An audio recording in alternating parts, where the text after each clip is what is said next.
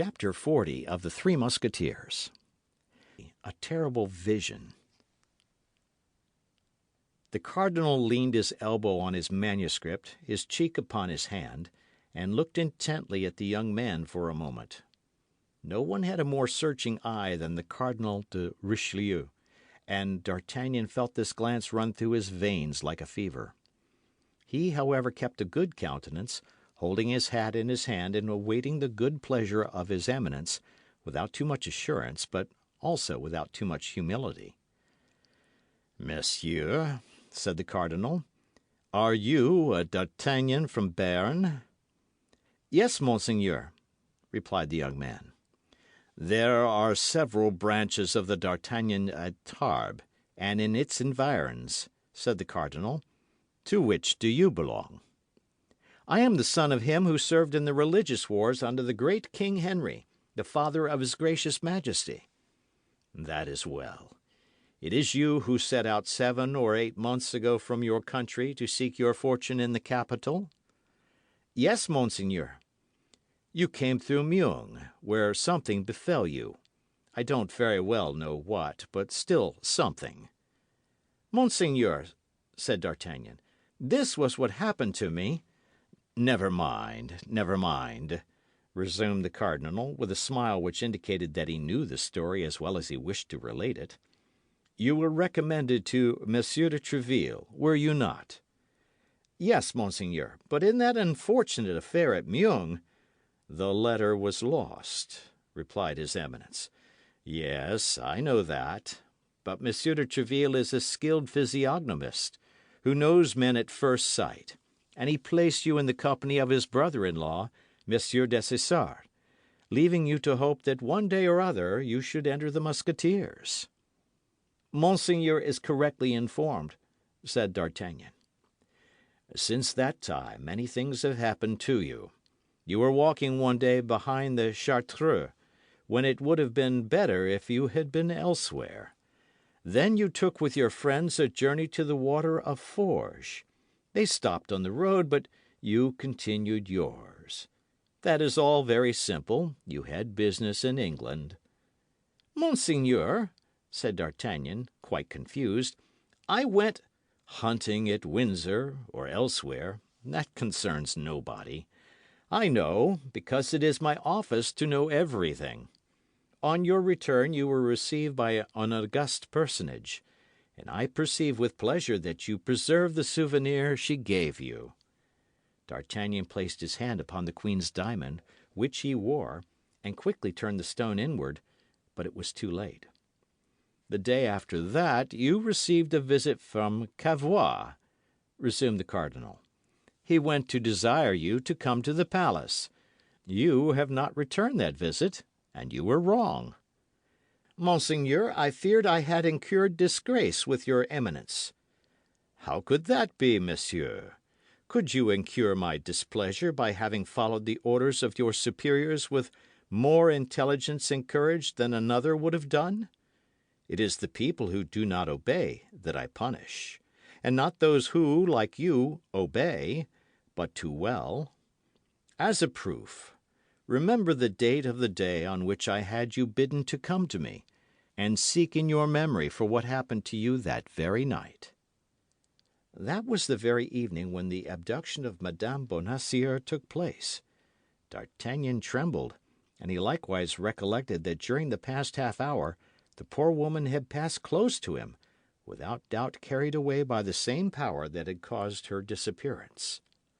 "In short," continued the cardinal, "as I have heard nothing of you for some time past, I wished to know what you were doing. Besides, you owe me some thanks. You must yourself have remarked how much you have been considered in all the circumstances." D'Artagnan bowed with respect. "That," continued the cardinal, "arose not only from a feeling of natural equity, but likewise from a plan I have marked out with respect to you." D'Artagnan became more and more astonished. "I wished to explain this plan to you on the day you received my first invitation, but you did not come. Fortunately, nothing is lost by this delay, and you are now about to hear it. Sit down there before me, D'Artagnan. You are gentleman enough not to listen standing." And the cardinal pointed with his finger to a chair for the young man, who was so astonished at what was passing that he awaited a second sign from his interlocutor before he obeyed. "You are brave, Monsieur d'Artagnan," continued his Eminence. "You are prudent, which is still better. I like men of head and heart. Don't be afraid," said he, smiling. "By men of heart I mean men of courage. But young as you are, and scarcely entering into the world, you have powerful enemies.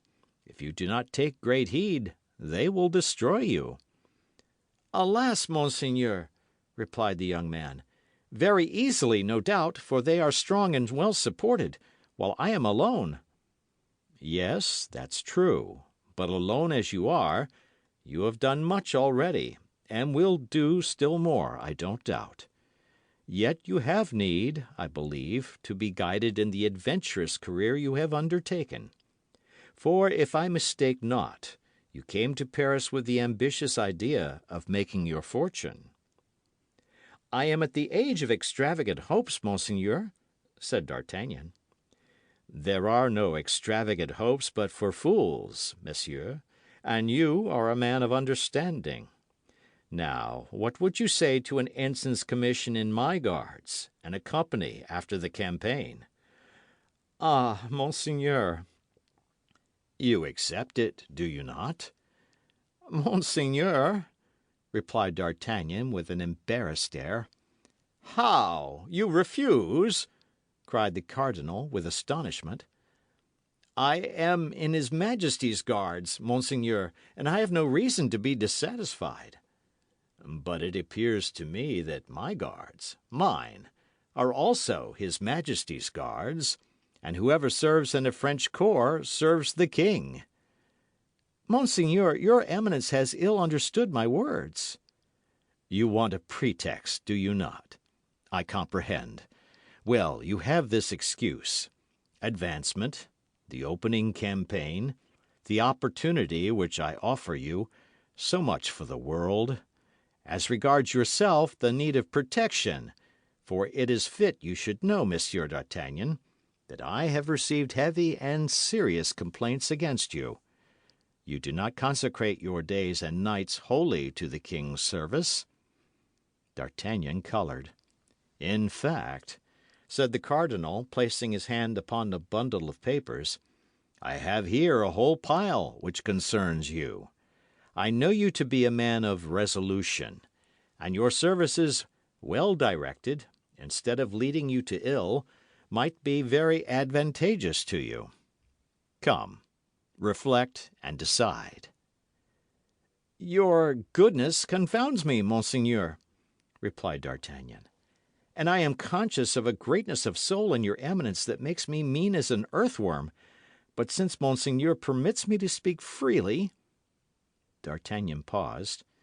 "Yes, speak." "Then I will presume to say that all my friends are in the king's Musketeers and Guards, and that by an inconceivable fatality my enemies are in the service of your Eminence. I should, therefore, be ill received here and ill regarded there if I accepted what monseigneur offers me." "Do you happen to entertain the haughty idea that I have not yet made you an offer equal to your value?" asked the cardinal, with a smile of disdain. "Monseigneur, your Eminence is 100 times too kind to me, and, on the contrary, I think I have not proved myself worthy of your goodness. The siege of La Rochelle is about to be resumed, monseigneur. I shall serve under the eye of your Eminence, and if I have the good fortune to conduct myself at the siege in such a manner as merits your attention, then I shall at least leave behind me some brilliant action to justify the protection with which you honour me. Everything is best in its time, monseigneur. Hereafter, perhaps, I shall have the right of giving myself. At present, I shall appear to sell myself."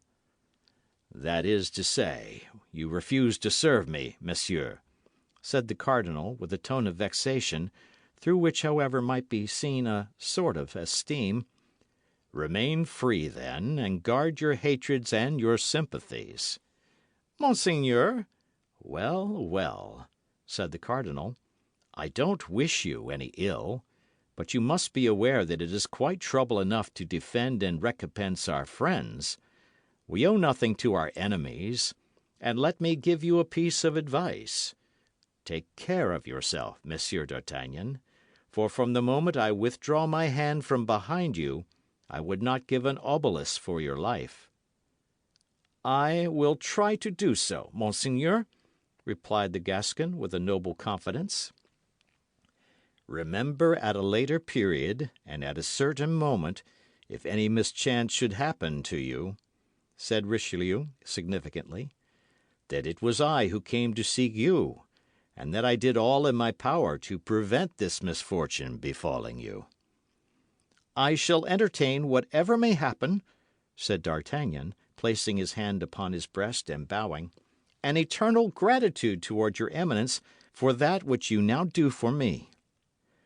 "Well, let it be, then, as you have said, Monsieur d'Artagnan. We shall see each other again after the campaign. I will have my eye upon you, for I shall be there," replied the cardinal, pointing with his finger to a magnificent suit of armour he was to wear. "And on our return, well, we will settle our account." "Young man," said Richelieu, "if I shall be able to say to you at another time what I have said to you today, I promise you to do so." This last expression of Richelieu's conveyed a terrible doubt. It alarmed D'Artagnan more than a menace would have done, for it was a warning. The cardinal, then, was seeking to preserve him from some misfortune which threatened him. He opened his mouth to reply, but with a haughty gesture the cardinal dismissed him. D'Artagnan went out, but at the door his heart almost failed him, and he felt inclined to return. Then the noble and severe countenance of Athos crossed his mind. If he had made the compact with the cardinal which he required, Athos would no more give him his hand. Athos would renounce him. It was this fear that restrained him, so powerful is the influence of a truly great character on all that surrounds it. D'Artagnan descended by the staircase at which he had entered, and found Athos and the four Musketeers awaiting his appearance, and beginning to grow uneasy. With a word, D'Artagnan reassured them, and Planchet ran to inform the other sentinels that it was useless to keep guard longer, as his master had come out safe from the Palais Cardinal. Returned home with Athos, Aramis and Porthos inquired eagerly the cause of the strange interview. But D'Artagnan confined himself to telling them that Monsieur de Richelieu had sent for him to propose to him to enter into his guards with the rank of ensign, and that he had refused. "And you were right," cried Aramis and Porthos with one voice. Athos fell into a profound reverie and answered nothing. But when they were alone, he said, "You have done that which you ought to have done, D'Artagnan, but perhaps you have been wrong." D'Artagnan sighed deeply, for this voice responded to a secret voice of his soul, which told him that great misfortunes awaited him. The whole of the next day was spent in preparations for departure. D'Artagnan went to take leave of Monsieur de Tréville. At that time it was believed that the separation of the Musketeers and the Guards would be but momentary, the king holding his parliament that very day and proposing to set out the day after. Monsieur de Tréville contented himself with asking D'Artagnan if he could do anything for him, but D'Artagnan answered that he was supplied with all he wanted. That night brought together all those comrades of the guards of Monsieur Dessessart and the company of Musketeers of Monsieur de Tréville who had been accustomed to associate together. They were parting to meet again when it pleased God, and if it pleased God. That night, then, was somewhat riotous, as may be imagined. In such cases, extreme preoccupation is only to be combated by extreme carelessness. At the first sound of the morning trumpet, the friends separated, the Musketeers hastening to the hotel of Monsieur de Tréville, the Guards to that of Monsieur Dessessart. Each of the captains then led his company to the Louvre, where the king held his review. The king was dull and appeared ill, which detracted a little from his usual lofty bearing. In fact, the evening before, A fever had seized him in the midst of the Parliament, while he was holding his bed of justice. He had, not the less, decided upon setting out that same evening, and in spite of the remonstrances that had been offered to him, he persisted in having the review, hoping by setting it at defiance to conquer the disease which began to lay hold upon him. The review over, the Guard set forward alone on their march, the Musketeers waiting for the king, which allowed Porthos time to go and take a turn in his superb equipment in the Rue aux Ours. The procurator's wife saw him pass in his new uniform and on his fine horse. She loved Porthos too dearly to allow him to part thus. She made him a sign to dismount and come to her. Porthos was magnificent. His spurs jingled, his cuirass glittered, his sword knocked proudly against his ample limbs. This time the clerks evinced no inclination to laugh. Such a real ear-clipper did Porthos appear. The Musketeer was introduced to Monsieur Coquenard, whose little grey eyes sparkled with anger at seeing his cousin all blazing new. Nevertheless, one thing afforded him inward consolation. It was expected by everybody that the campaign would be a severe one. He whispered a hope to himself that this beloved relative might be killed in the field. Porthos paid his compliments to Monsieur Coquenard and bade him farewell. Monsieur Coquenard wished him all sorts of prosperities. As to Madame Coquenard, she could not restrain her tears, but no evil impressions were taken from her grief, as she was known to be very much attached to her relatives, about whom she was constantly having serious disputes with her husband. But the real adieux were made in Madame Coquenard's chamber. They were heartrending. As long as the procurator's wife could follow him with her eyes, she waved her handkerchief to him, leaning so far out of the window as to lead people to believe she wished to precipitate herself. Porthos received all these attentions like a man accustomed to such demonstrations. Only on turning the corner of the street he lifted his hat gracefully and waved it to her as a sign of adieu. On his part, Aramis wrote a long letter. To whom? Nobody knew.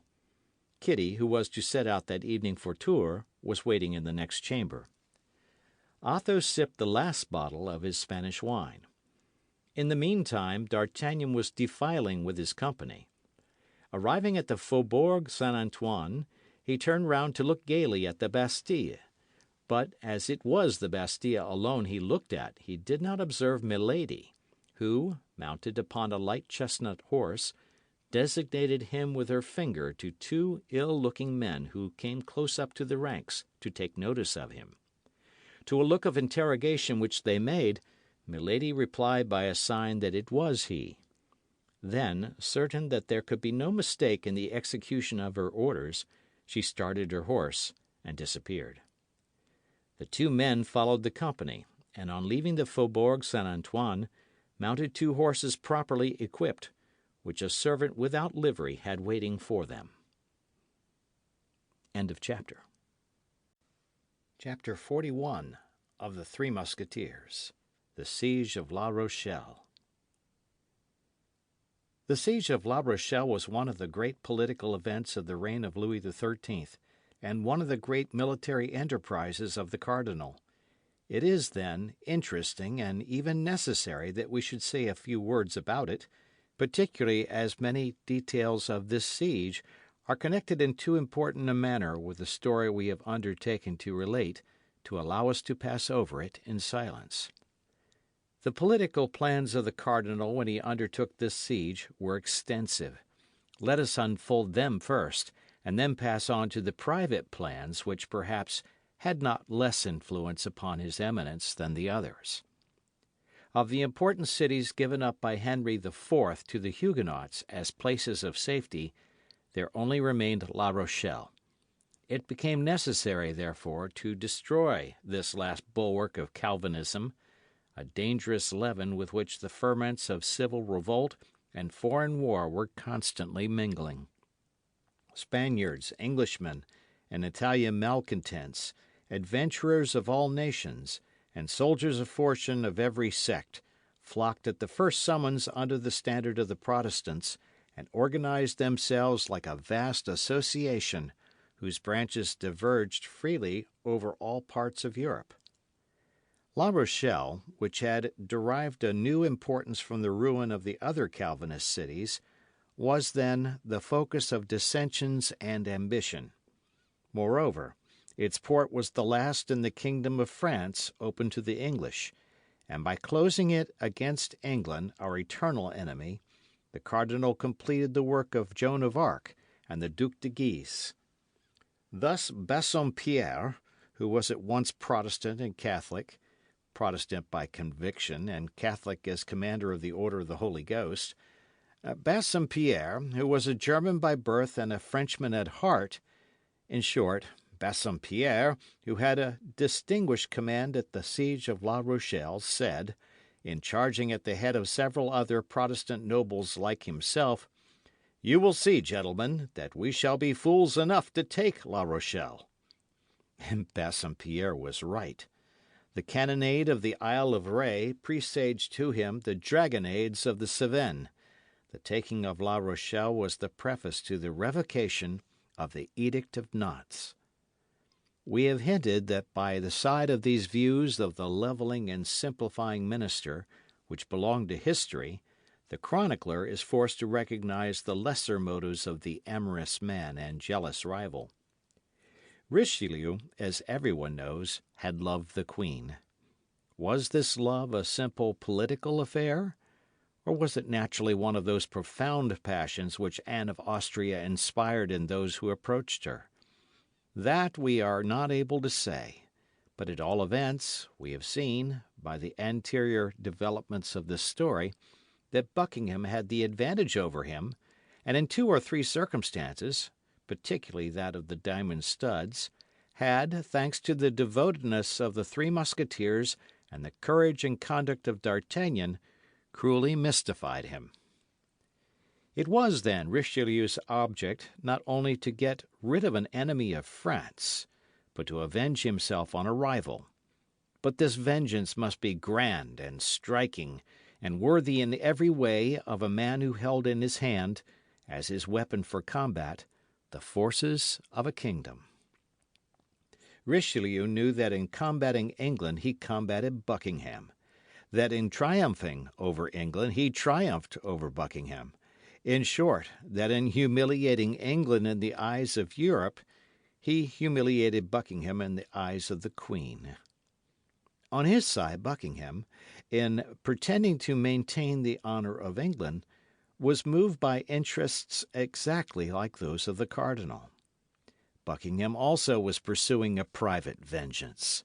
Buckingham could not under any pretence be admitted into France as an ambassador. He wished to enter it as a conqueror. It resulted from this that the real stake in this game, which 2 most powerful kingdoms played for the good pleasure of 2 amorous men, was simply a kind look from Anne of Austria. The first advantage had been gained by Buckingham. Arriving unexpectedly in sight of the Isle of Ré with 90 vessels and nearly 20,000 men, he had surprised the Comte de Toiras, who commanded for the king in the isle, and he had, after a bloody conflict, effected his landing. Allow us to observe in passing that in this fight perished the Baron de Chantal, that the Baron de Chantal left a little orphan girl 18 months old, and that this little girl was afterward Madame de Sévigné. The Comte de Toiras retired into the citadel Saint Martin with his garrison, and threw 100 men into a little fort called the Fort of La Prée.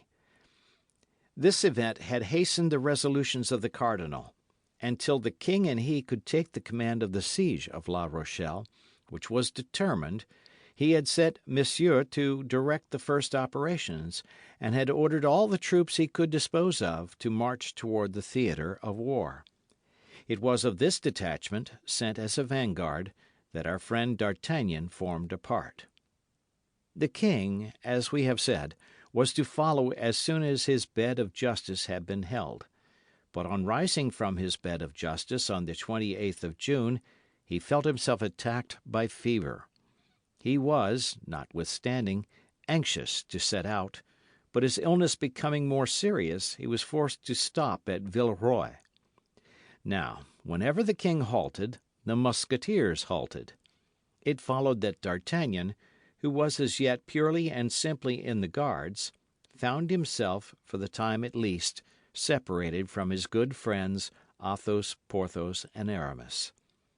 This separation, which was no more than an unpleasant circumstance, would have certainly become a cause of serious uneasiness if he had been able to guess by what unknown dangers he was surrounded.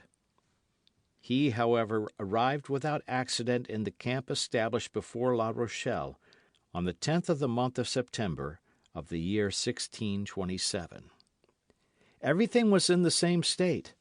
The Duke of Buckingham and his English, masters of the Isle of Ré, continued to besiege, but without success, the citadel Saint Martin and the fort of La Prée; and hostilities with La Rochelle had commenced 2 or 3 days before about a fort which the Duc d'Angoulême had caused to be constructed near the city.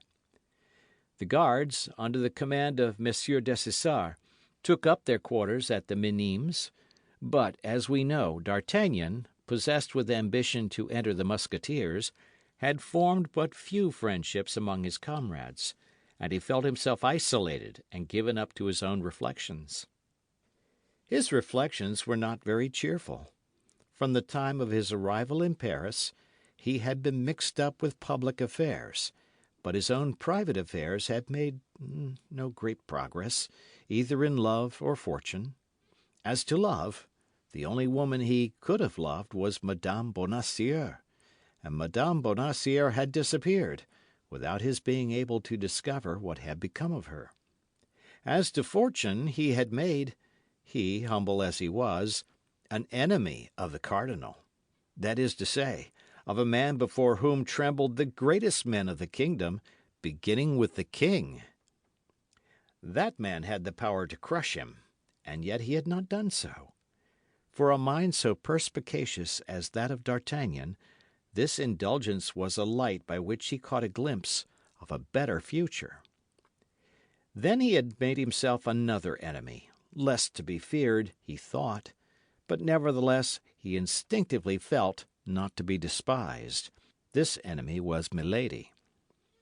In exchange for all this, he had acquired the protection and good will of the Queen, but the favour of the Queen was at the present time an additional cause of persecution, and her protection, as it was known, protected badly, as witness Chalais and Madame Bonacieux.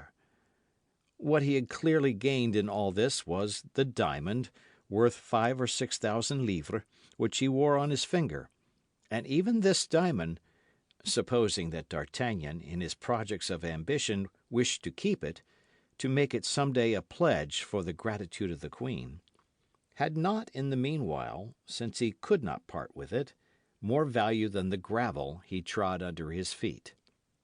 We say the gravel he trod under his feet, for D'Artagnan made these reflections while walking solitarily along a pretty little road which led from the camp to the village of Angoutin. Now, these reflections had led him further than he intended, and the day was beginning to decline when, by the last ray of the setting sun, he thought he saw the barrel of a musket glitter from behind a hedge. D'Artagnan had a quick eye and a prompt understanding. He comprehended that the musket had not come there of itself, and that he who bore it had not concealed himself behind a hedge with any friendly intentions. He determined, therefore, to direct his course as clear from it as he could when, on the opposite side of the road, from behind a rock, he perceived the extremity of another musket. This was evidently an ambuscade. The young man cast a glance at the first musket and saw, with a certain degree of inquietude, that it was levelled in his direction. But as soon as he perceived that the orifice of the barrel was motionless, he threw himself upon the ground. At the same instant the gun was fired, and he heard the whistling of a ball pass over his head. No time was to be lost. D'Artagnan sprang up with a bound, and at the same instant the ball from the other musket tore up the gravel on the very spot on the road where he had thrown himself with his face to the ground. D'Artagnan was not one of those foolhardy men who seek a ridiculous death in order that it may be said of them that they did not retreat a single step. Besides, courage was out of the question here. D'Artagnan had fallen into an ambush. "If there is a third shot," said he to himself, "I am a lost man." He immediately, therefore, took to his heels and ran toward the camp, with the swiftness of the young men of his country, so renowned for their agility. But whatever might be his speed, the first who fired, having had time to reload, fired a second shot, and this time so well aimed that it struck his hat, and carried it 10 paces from him. As he, however, had no other hat, he picked up this as he ran, and arrived at his quarters very pale and quite out of breath. He sat down without saying a word to anybody, and began to reflect. This event might have 3 causes. The first, and the most natural, was that it might be an ambuscade of the Rochellais, who might not be sorry to kill one of his Majesty's guards, because it would be an enemy the less, and this enemy might have a well-furnished purse in his pocket. D'Artagnan took his hat, examined the hole made by the ball, and shook his head. The ball was not a musket ball. It was an arquebus ball. The accuracy of the aim had first given him the idea that a special weapon had been employed. This could not, then, be a military ambuscade, as the ball was not of the regular calibre. This might be a kind remembrance of Monsieur the Cardinal. It may be observed that at the very moment when, thanks to the ray of the sun, he perceived the gun barrel, he was thinking with astonishment on the forbearance of his Eminence with respect to him. But D'Artagnan again shook his head. For people toward whom he had but to put forth his hand, his Eminence had rarely recourse to such means. It might be a vengeance of Milady. That was most probable. He tried in vain to remember the faces or dress of the assassins. He had escaped so rapidly that he had not had leisure to notice anything. "Ah, my poor friends," murmured D'Artagnan, "where are you? And that you should fail me!" D'Artagnan passed a very bad night. 3 or 4 times he started up, imagining that a man was approaching his bed for the purpose of stabbing him. Nevertheless, day dawned without darkness having brought any accident. But D'Artagnan well suspected that that which was deferred was not relinquished. D'Artagnan remained all day in his quarters, assigning as a reason to himself that the weather was bad. At 9 o'clock the next morning the drums beat to arms. The Duc d'Orléans visited the posts. The guards were under arms, and D'Artagnan took his place in the midst of his comrades. Monsieur passed along the front of the line. Then all the superior officers approached him to pay their compliments, Monsieur Dessessart, captain of the guards, as well as the others. At the expiration of a minute or two, it appeared to D'Artagnan that Monsieur Dessessart made him a sign to approach. He waited for a fresh gesture on the part of his superior, for fear he might be mistaken, but this gesture being repeated, he left the ranks and advanced to receive orders.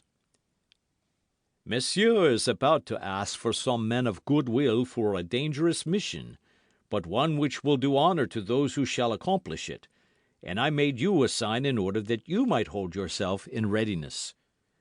"Thanks, my captain," replied D'Artagnan, who wished for nothing better than an opportunity to distinguish himself under the eyes of the lieutenant general. In fact, the Rochellais had made a sortie during the night, and had retaken a bastion of which the royal army had gained possession 2 days before. The matter was to ascertain, by reconnoitring, how the enemy guarded this bastion. At the end of a few minutes, Monsieur raised his voice and said, "I want for this mission 3 or 4 volunteers, led by a man who can be depended upon." "As to the man to be depended upon, I have him under my hand, monsieur," said Monsieur Dessessart, pointing to D'Artagnan, "and as to the 4 or 5 volunteers, Monsieur has but to make his intentions known, and the men will not be wanting." "Four men of good will who will risk being killed with me," said D'Artagnan, raising his sword. Two of his comrades of the guards immediately sprang forward, and two other soldiers having joined them, the number was deemed sufficient. D'Artagnan declined all others, being unwilling to take the first chance from those who had the priority. It was not known whether, after the taking of the bastion, the Rochellais had evacuated it or left a garrison in it. The object, then, was to examine the place near enough to verify the reports. D'Artagnan set out with his four companions and followed the trench. The two guards marched abreast with him, and the two soldiers followed behind. They arrived thus, screened by the lining of the trench, till they came within 100 paces of the bastion. There, on turning round, D'Artagnan perceived that the two soldiers had disappeared. He thought that, beginning to be afraid, they had stayed behind, and he continued to advance. At the turning of the counterscarp, they found themselves within about 60 paces of the bastion. They saw no one, and the bastion seemed abandoned.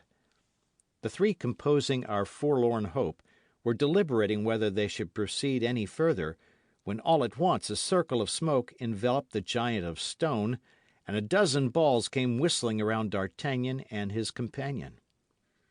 They knew all they wished to know. The bastion was guarded. A longer stay in this dangerous spot would have been useless imprudence. D'Artagnan and his two companions turned their backs and commenced a retreat which resembled a flight. On arriving at the angle of the trench which was to serve them as a rampart, one of the guardsmen fell. A ball had passed through his breast. The other, who was safe and sound, continued his way toward the camp. D'Artagnan was not willing to abandon his companion thus, and stooped to raise him and assist him in regaining the lines. But at this moment 2 shots were fired. One ball struck the head of the already wounded guard, and the other flattened itself against a rock, after having passed within 2 inches of D'Artagnan. The young man turned quickly round, for this attack could not have come from the bastion, which was hidden by the angle of the trench. The idea of the 2 soldiers who had abandoned him occurred to his mind, and with them he remembered the assassins of 2 evenings before. He resolved this time to know with whom he had to deal, and fell upon the body of his comrade as if he were dead. He quickly saw 2 heads appear above an abandoned work within 30 paces of him. They were the heads of the 2 soldiers. D'Artagnan had not been deceived. These 2 men had only followed for the purpose of assassinating him, hoping that the young man's death would be placed to the account of the enemy. As he might be only wounded and might denounce their crime, they came up to him with the purpose of making sure. Fortunately, deceived by D'Artagnan's trick, they neglected to reload their guns. When they were within 10 paces of him, D'Artagnan, who in falling had taken care not to let go his sword, sprang up close to them. The assassins comprehended that if they fled toward the camp without having killed their man, they should be accused by him. Therefore their first idea was to join the enemy. One of them took his gun by the barrel and used it as he would a club. He aimed a terrible blow at D'Artagnan, who avoided it by springing to one side. But by this movement he left a passage free to the bandit, who darted off toward the bastion. As the Rochellais who guarded the bastion were ignorant of the intentions of the man they saw coming toward them, they fired upon him, and he fell, struck by a ball which broke his shoulder. Meantime, D'Artagnan had thrown himself upon the other soldier, attacking him with his sword. The conflict was not long. The wretch had nothing to defend himself with but his discharged arquebus. The sword of the guardsman slipped along the barrel of the now useless weapon, and passed through the thigh of the assassin, who fell. D'Artagnan immediately placed the point of his sword at his throat. "Oh, do not kill me!" cried the bandit. "Pardon, my officer. I will tell you all." "Is your secret of enough importance to me to spare your life for it?" asked the young man, withholding his arm. "Yes, if you think existence worth anything to a man of 20, as you are. and who may hope for everything, being handsome and brave, as you are." "Wretch!" cried D'Artagnan, "speak quickly.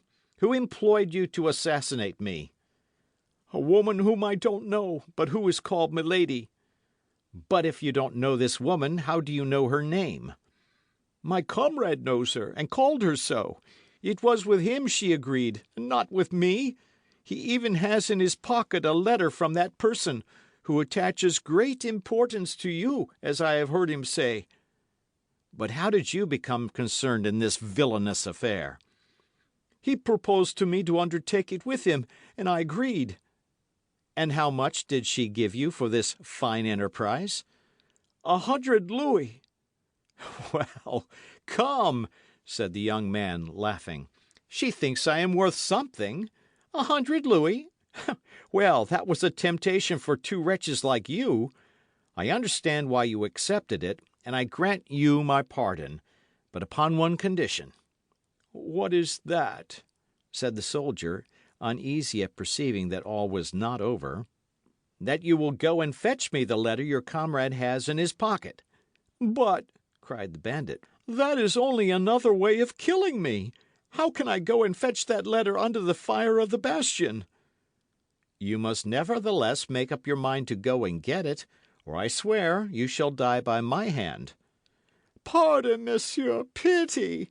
In the name of that young lady you love, and whom you perhaps believe dead, but who is not," cried the bandit, throwing himself upon his knees and leaning upon his hand, for he began to lose his strength with his blood. "And how do you know there is a young woman whom I love, and that I believe that woman dead?" asked D'Artagnan. "By that letter which my comrade has in his pocket." "You see, then," said D'Artagnan, "that I must have that letter. So no more delay, no more hesitation, or else whatever may be my repugnance to soiling my sword a second time with the blood of a wretch like you, I swear by my faith as an honest man," and at these words D'Artagnan made so fierce a gesture that the wounded man sprang up. "Stop, stop!" cried he, regaining strength by force of terror. "I will go! I will go!" D'Artagnan took the soldier's arquebus, made him go on before him, and urged him toward his companion by pricking him behind with his sword. It was a frightful thing to see this wretch, leaving a long track of blood on the ground he passed over, pale with approaching death, trying to drag himself along without being seen to the body of his accomplice, which lay 20 paces from him. Terror was so strongly painted on his face, covered with a cold sweat, that D'Artagnan took pity on him, and casting upon him a look of contempt, "Stop," said he. "I will show you the difference between a man of courage and such a coward as you. Stay where you are, I will go myself." And with a light step, an eye on the watch, observing the movements of the enemy, and taking advantage of the accidents of the ground, D'Artagnan succeeded in reaching the second soldier. There were two means of gaining his object: to search him on the spot, or to carry him away, making a buckler of his body, and search him in the trench. D'Artagnan preferred the second means, and lifted the assassin onto his shoulders at the moment the enemy fired. A slight shock, the dull noise of 3 balls which penetrated the flesh, a last cry, a convulsion of agony, proved to D'Artagnan that the would-be assassin had saved his life. D'Artagnan regained the trench and threw the corpse beside the wounded man, who was as pale as death. Then he began to search. A leather pocket-book, a purse, in which was evidently a part of the sum which the bandit had received, with a dice-box and dice, completed the possessions of the dead man. He left the box and dice where they fell, threw the purse to the wounded man, and eagerly opened the pocket-book. Among some unimportant papers he found the following letter, that which he had sought at the risk of his life. "Since you have lost sight of that woman, and she is now in safety in the convent, which you should never have allowed her to reach, try, at least, not to miss the man. If you do, you know that my hand stretches far, and that you shall pay very dearly for the 100 louis you have from me." No signature. Nevertheless, it was plain the letter came from Milady. He consequently kept it as a piece of evidence, and being in safety behind the angle of the trench, he began to interrogate the wounded man. He confessed that he had undertaken with his comrade, the same who was killed, to carry off a young woman who was to leave Paris by the Barrière de la Villette, but having stopped to drink at a cabaret, they had missed the carriage by 10 minutes. "But what were you to do with that woman?" asked D'Artagnan with anguish. "We were to have conveyed her to a hotel in the Place Royale," said the wounded man. "Yes, yes," murmured D'Artagnan, "that's the place, Milady's own residence." Then the young man tremblingly comprehended what a terrible thirst for vengeance urged this woman on to destroy him, as well as all who loved him, and how well she must be acquainted with the affairs of the court, since she had discovered all. There could be no doubt she owed this information to the cardinal. But amid all this he perceived, with a feeling of real joy, that the queen must have discovered the prison in which poor Madame Bonacieux was explaining her devotion, and that she had freed her from that prison, and the letter he had received from the young woman, and her passage along the road of Chaillot like an apparition, were now explained. Then also, as Athos had predicted, it became possible to find Madame Bonacieux, and a convent was not impregnable. This idea completely restored clemency to his heart. He turned toward the wounded man, who had watched with intense anxiety all the various expressions of his countenance, and holding out his arm to him, said, "Come, I will not abandon you thus. Lean upon me, and let us return to the camp." "Yes," said the man, who could scarcely believe in such magnanimity, "but it is not to have me hanged?" "You have my word," said he. "For the second time I give you your life." The wounded man sank upon his knees to again kiss the feet of his preserver, but D'Artagnan, who had no longer a motive for staying so near the enemy, abridged the testimonials of his gratitude. The guardsmen who had returned at the first discharge announced the death of his 4 companions. They were therefore much astonished and delighted in the regiment when they saw the young man come back safe and sound. D'Artagnan explained the sword wound of his companion by a sortie which he improvised. He described the death of the other soldier, and the perils they had encountered. This recital was for him the occasion of veritable triumph. The whole army talked of this expedition for a day, and Monsieur paid him his compliments upon it. Besides this, as every great action bears its recompense with it, the brave exploit of D'Artagnan resulted in the restoration of the tranquillity he had lost. In fact, D'Artagnan believed that he might be tranquil, as one of his 2 enemies was killed and the other devoted to his interests. This tranquillity proved one thing, that D'Artagnan did not yet know Milady. End of chapter. Chapter 42 of the Three Musketeers. The Anjou Wine. After the most disheartening news of the king's health, a report of his convalescence began to prevail in the camp, and as he was very anxious to be in person at the siege, it was said that as soon as he could mount a horse he would set forward. Meantime, Monsieur, who knew that from one day to the other he might expect to be removed from his command by the Duc d'Angoulême, by Bassompierre, or by Schomberg, who were all eager for his post, did but little, lost his days in wavering, and did not dare to attempt any great enterprise to drive the English from the Isle of Ré, where they still besieged the citadel Saint Martin and the fort of La Prée, as on their side the French were besieging La Rochelle. D'Artagnan, as we have said, had become more tranquil, as always happens after a past danger, particularly when the danger seems to have vanished. He only felt one uneasiness, and that was at not hearing any tidings from his friends. But one morning at the commencement of the month of November everything was explained to him by this letter, dated from Villeroy. Monsieur d'Artagnan, Messieurs Athos, Porthos, and Aramis, after having had an entertainment at my house and enjoying themselves very much, created such a disturbance that the provost of the castle, a rigid man, has ordered them to be confined for some days. But I accomplished the order they have given me by forwarding to you a dozen bottles of my Anjou wine, with which they are much pleased.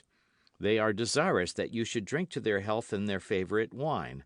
I have done this, and am, monsieur, with great respect, your very humble and obedient servant, Godot, purveyor of the Musketeers. That's all well, cried D'Artagnan. They think of me in their pleasures as I think of them in my troubles. Well, I will certainly drink to their health with all my heart, but I will not drink alone. And D'Artagnan went among those guardsmen with whom he had formed greater intimacy than with the others, to invite them to enjoy with him this present of delicious Anjou wine which had been sent him from Villeroy. One of the two guardsmen was engaged that evening, and another the next, so the meeting was fixed for the day after that. D'Artagnan, on his return, sent the 12 bottles of wine to the refreshment room of the guards, with strict orders that great care should be taken of it, and then, on the day appointed, as the dinner was fixed for midday, D'Artagnan sent Planchet at 9 in the morning to assist in preparing everything for the entertainment. Planchet, very proud of being raised to the dignity of landlord, thought he would make all ready like an intelligent man, and with this view called in the assistance of the lackey of one of his master's guests, named Fourreau, and the false soldier who had tried to kill D'Artagnan, and who, belonging to no corps, had entered into the service of D'Artagnan, or rather of Planchet, after D'Artagnan had saved his life. The hour of the banquet being come, the two guards arrived, took their places, and the dishes were arranged on the table. Planchet waited, towel on arm. Fourreau uncorked the bottles, and Brisemont, which was the name of the convalescent, poured the wine, which was a little shaken by its journey, carefully into decanters. Of this wine, the first bottle being a little thick at the bottom, Brisemont poured the lees into a glass, and D'Artagnan desired him to drink it, for the poor devil had not yet recovered his strength. The guests, having eaten the soup, were about to lift the first glass of wine to their lips, when all at once the cannons sounded from Fort Louis and Fort Neuf. The guardsmen, imagining this to be caused by some unexpected attack, either of the besieged or the English, sprang to their swords. D'Artagnan, not less forward than they, did likewise, and all ran out in order to repair to their posts. But scarcely were they out of the room before they were made aware of the cause of this noise. Cries of "Live the king! Live the cardinal!" resounded on every side, and the drums were beaten in all directions. In short, the king, impatient, as has been said, had come by forced marches, and had that moment arrived with all his household and a reinforcement of 10,000 troops. His musketeers proceeded and followed him.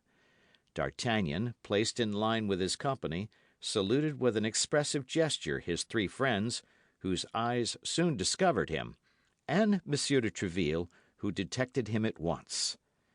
The ceremony of reception over, the four friends were soon in one another's arms. "Pardieu!"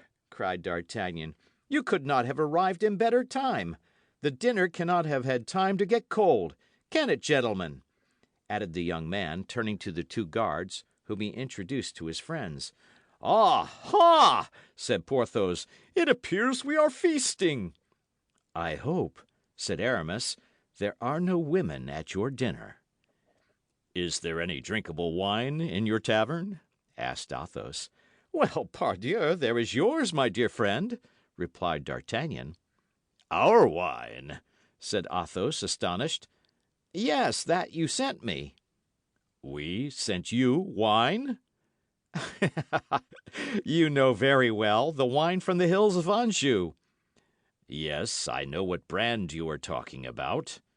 "The wine you prefer." "Well, in the absence of champagne and chambertin, you must content yourselves with that." "And so, connoisseurs in wine as we are, we have sent you some Anjou wine?" said Porthos. "Not exactly. It is the wine that was sent by your order." "On our account?" said the Three Musketeers. Did you send this wine, Aramis? Said Athos. No. And you, Porthos? No. And you, Athos? No. If it was not you, it was your purveyor, said D'Artagnan. Our purveyor? Yes, your purveyor, Godeau, the purveyor of the Musketeers. My faith, never mind where it comes from, said Porthos. Let us taste it, and if it is good, let us drink it. No, said Athos.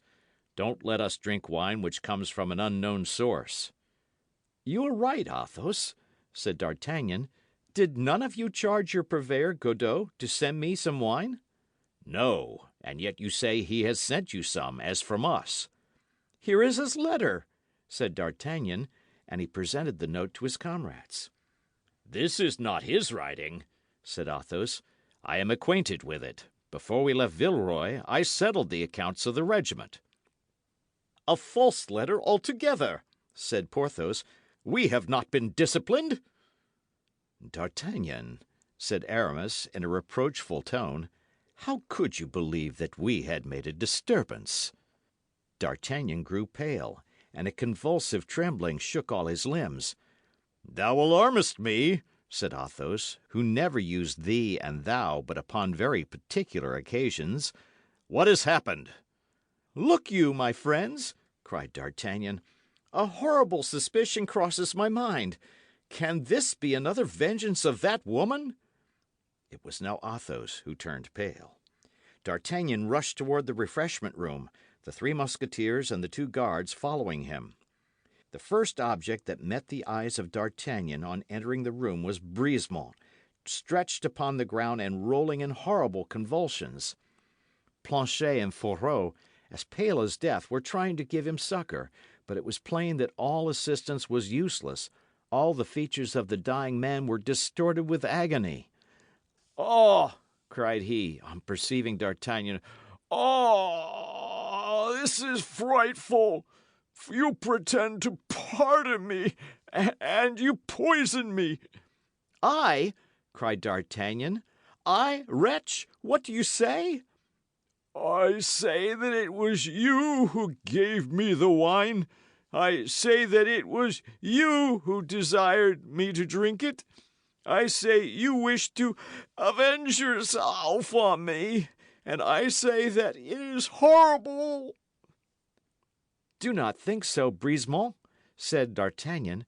"Do not think so. I swear to you, I protest." "Oh, but God is above. God will punish you.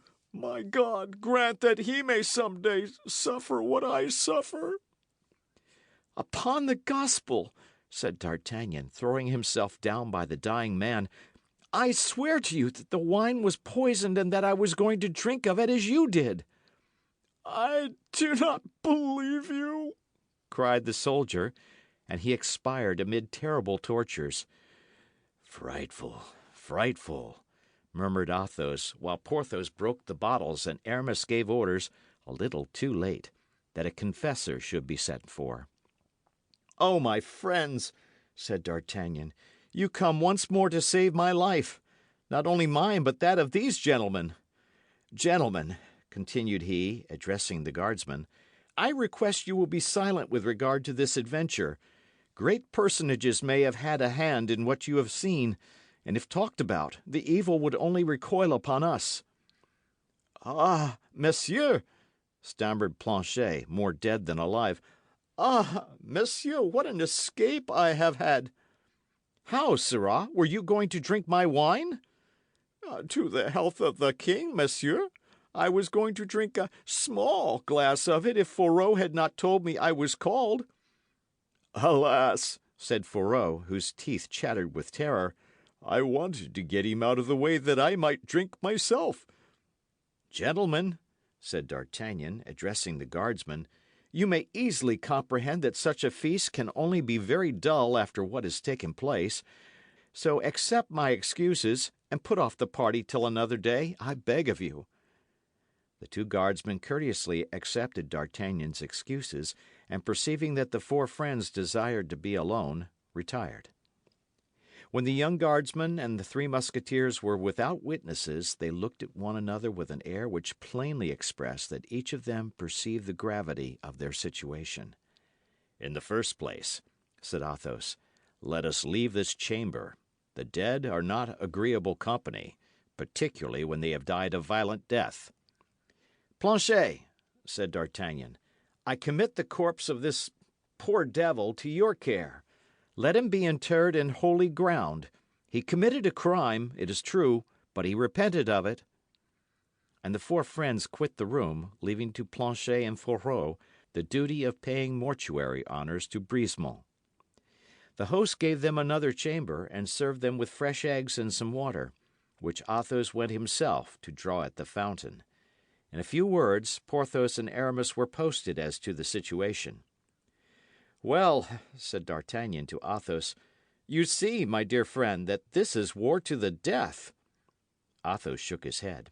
"Yes, yes," replied he, "I perceive that plainly. But do you really believe it is she?" "I am sure of it." "Nevertheless, I confess I still doubt." "But the fleur-de-lis on her shoulder?"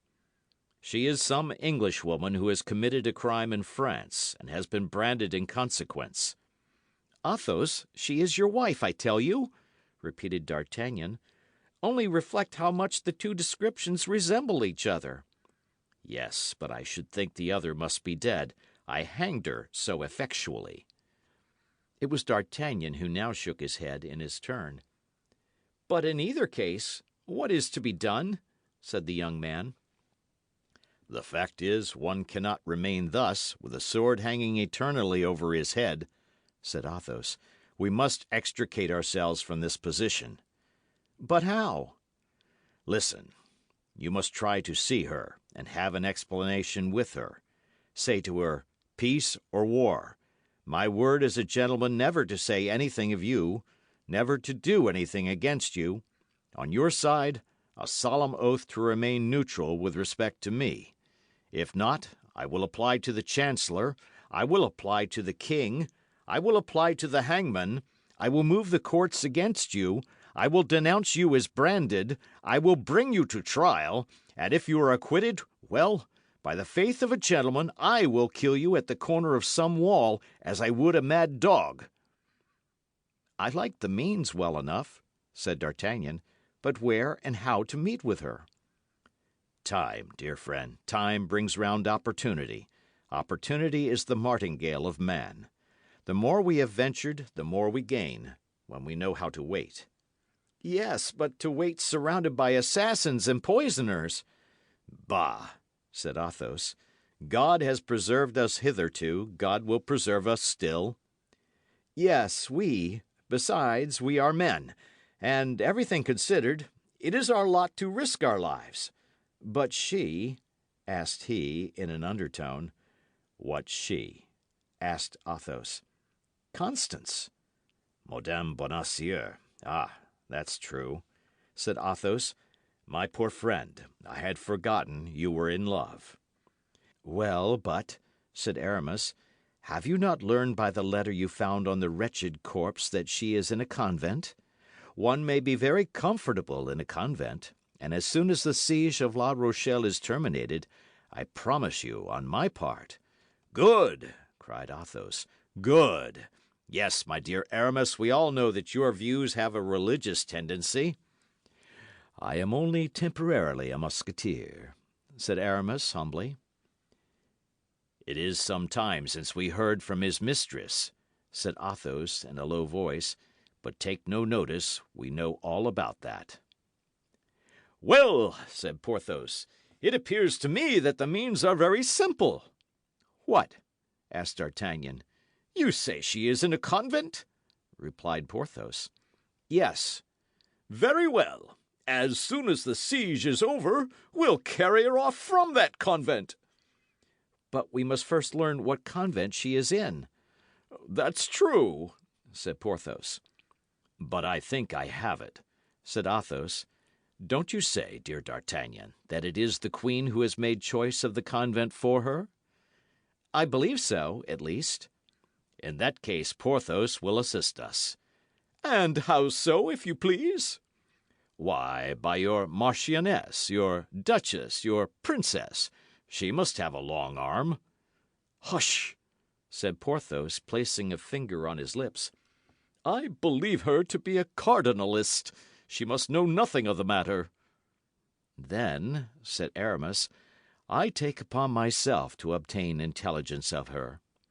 "You, Aramis?" cried the three friends. "You? And how?"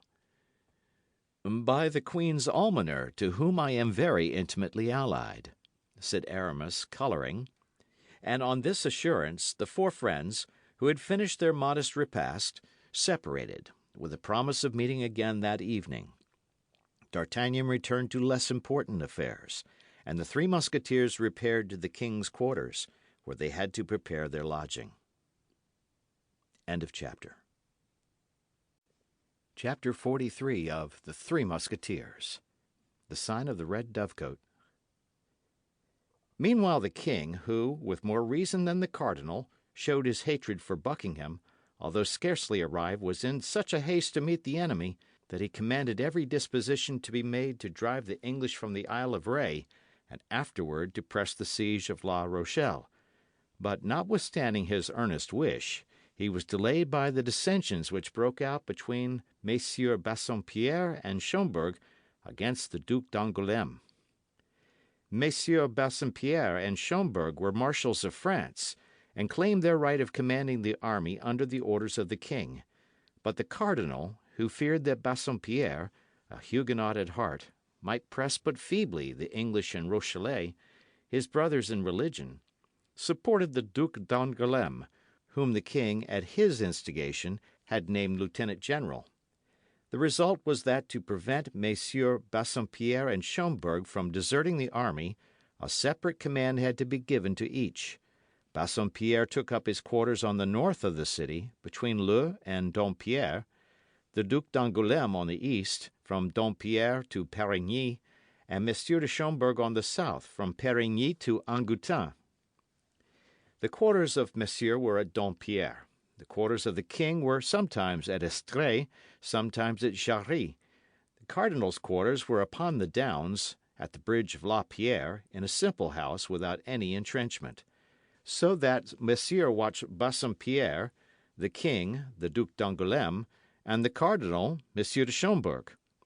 As soon as this organization was established, they set about driving the English from the Isle. The juncture was favourable. The English, who require, above everything, good living in order to be good soldiers, only eating salt meat and bad biscuit, had many invalids in their camp. Still further, the sea, very rough at this period of the year all along the sea-coast, destroyed every day some little vessel, and the shore, from the point of l'Aiguillon to the trenches, was at every tide literally covered with the wrecks of pinnacles, roberges, and feluccas. The result was that even if the king's troops remained quietly in their camp, it was evident that some day or other Buckingham, who only continued in the Isle from obstinacy, would be obliged to raise the siege. But as Monsieur de Toiras gave information that everything was preparing in the enemy's camp for a fresh assault, the king judged that it would be best to put an end to the affair, and gave the necessary orders for a decisive action. As it is not our intention to give a journal of the siege, but on the contrary only to describe such of the events of it as are connected with the story we are relating, we will content ourselves with saying in 2 words that the expedition succeeded, to the great astonishment of the king and the great glory of the cardinal. The English, repulsed foot by foot, beaten in all encounters, and defeated in the passage of the Isle of Louis, were obliged to re-embark, leaving on the field of battle 2,000 men, among whom were 5 colonels, 3 lieutenant colonels, 250 captains, 20 gentlemen of rank, 4 pieces of cannon, and 60 flags, which were taken to Paris by Claude de Saint-Simon and suspended with great pomp in the arches of Notre Dame. Te Deums were chanted in camp and afterward throughout France. The cardinal was left free to carry on the siege, without having, at least at the present, anything to fear on the part of the English. but it must be acknowledged this response was but momentary. An envoy of the Duke of Buckingham, named Montague, was taken, and proof was obtained of a league between the German Empire, Spain, England, and Lorraine. This league was directed against France. Still further, in Buckingham's lodging, which he had been forced to abandon more precipitately than he expected, papers were found which confirmed this alliance and which, as the cardinal asserts in his memoirs, strongly compromised Madame de Chevreuse and, consequently, the queen. It was upon the cardinal that all the responsibility fell, for one is not a despotic minister without responsibility. All, therefore, of the vast resources of his genius were at work night and day, engaged in listening to the least report heard in any of the great kingdoms of Europe. The cardinal was acquainted with the activity, and more particularly the hatred of Buckingham. If the league which threatened France triumphed, all his influence would be lost. Spanish policy and Austrian policy would have their representatives in the cabinet of the Louvre, where they had as yet but partisans, and he, Richelieu, the French minister, the national minister, would be ruined. The king, even while obeying him like a child, hated him as a child hates his master, and would abandon him to the personal vengeance of Monsieur and the Queen. He would then be lost, and France perhaps with him. All this must be prepared against. Courtiers, becoming every instant more numerous, succeeded one another, day and night, in the little house of the bridge of La Pierre, in which the cardinal had established his residence. There were monks who wore the frock with such an ill grace that it was easy to perceive they belonged to the church militant. Women, a little inconvenienced by their costume as pages, and whose large trousers could not entirely conceal their rounded forms, and peasants with blackened hands but with fine limbs, savouring of the man of quality a league off. There were also less agreeable visits, for 2 or 3 times reports were spread that the cardinal had nearly been assassinated. It is true that the enemies of the cardinal said that it was he himself who set these bungling assassins to work, in order to have, if wanted, the right of using reprisals, but we must not believe everything ministers say, nor everything their enemies say.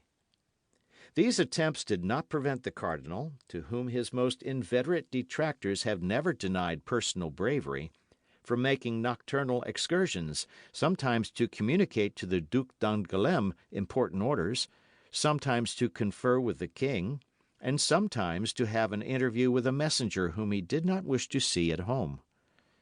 On their part, the Musketeers, who had not much to do with the siege, were not under very strict orders, and led a joyous life.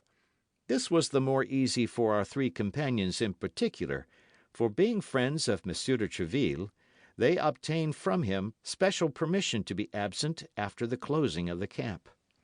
Now, one evening when D'Artagnan, who was in the trenches, was not able to accompany them, Athos, Porthos, and Aramis, mounted on their battle steeds, enveloped in their war cloaks, with their hands upon their pistol butts, were returning from a drinking place called the Red Dovecote, which Athos had discovered 2 days before upon the route to Jarry, following the road which led to the camp, and quite on their guard, as we have stated, for fear of an ambuscade, when, about a quarter of a league from the village of Boisnau, they fancied they heard the sound of horses approaching them.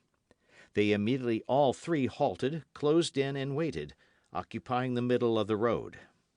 In an instant, and as the moon broke from behind a cloud, they saw at a turning of the road 2 horsemen who, on perceiving them, stopped in their turn, appearing to deliberate whether they should continue their route or go back.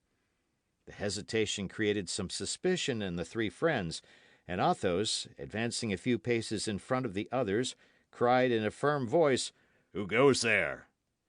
"Who goes there yourselves?" replied one of the horsemen. "That is not an answer," replied Athos. "Who goes there? Answer, or we charge." "Beware of what you are about, gentlemen," said a clear voice which seemed accustomed to command. "It is some superior officer making his night rounds," said Athos. "What do you wish, gentlemen?" "Who are you?" said the same voice, in the same commanding tone. "Answer in your turn, or you may repent of your disobedience." "King's Musketeers," said Athos, more and more convinced that he who interrogated them had the right to do so. "What company?" "Company of Tréville." "Advance, and give an account of what you are doing here at this hour." The three companions advanced rather humbly, for all were now convinced that they had to do with someone more powerful than themselves, leaving Athos the post of speaker. One of the two riders, he who had spoken second, was 10 paces in front of his companion. Athos made a sign to Porthos and Aramis also to remain in the rear, and advanced alone. "Your pardon, my officer," said Athos, "but we were ignorant with whom we had to do, and you may see that we were keeping good guard." "Your name?" said the officer, who covered a part of his face with his cloak. "But yourself, monsieur," said Athos, who began to be annoyed by this inquisition. "Give me, I beg you, the proof that you have the right to question me." "Your name?" repeated the cavalier a second time, letting his cloak fall and leaving his face uncovered. "Monsieur the Cardinal!" cried the stupefied Musketeer. "Your name!"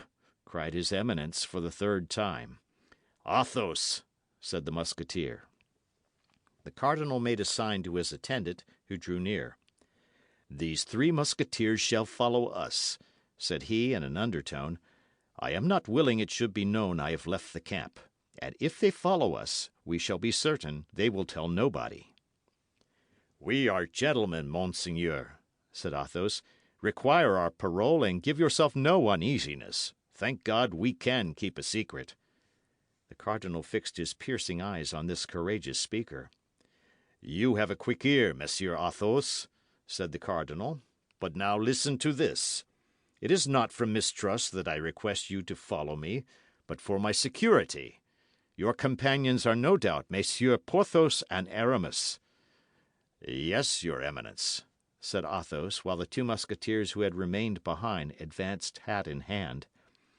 "I know you, gentlemen," said the cardinal. "I know you.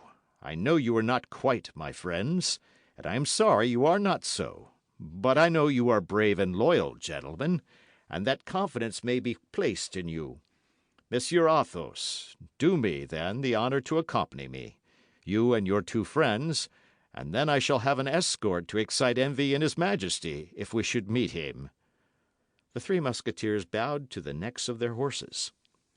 "Well, upon my honour," said Athos, "your Eminence is right in taking us with you.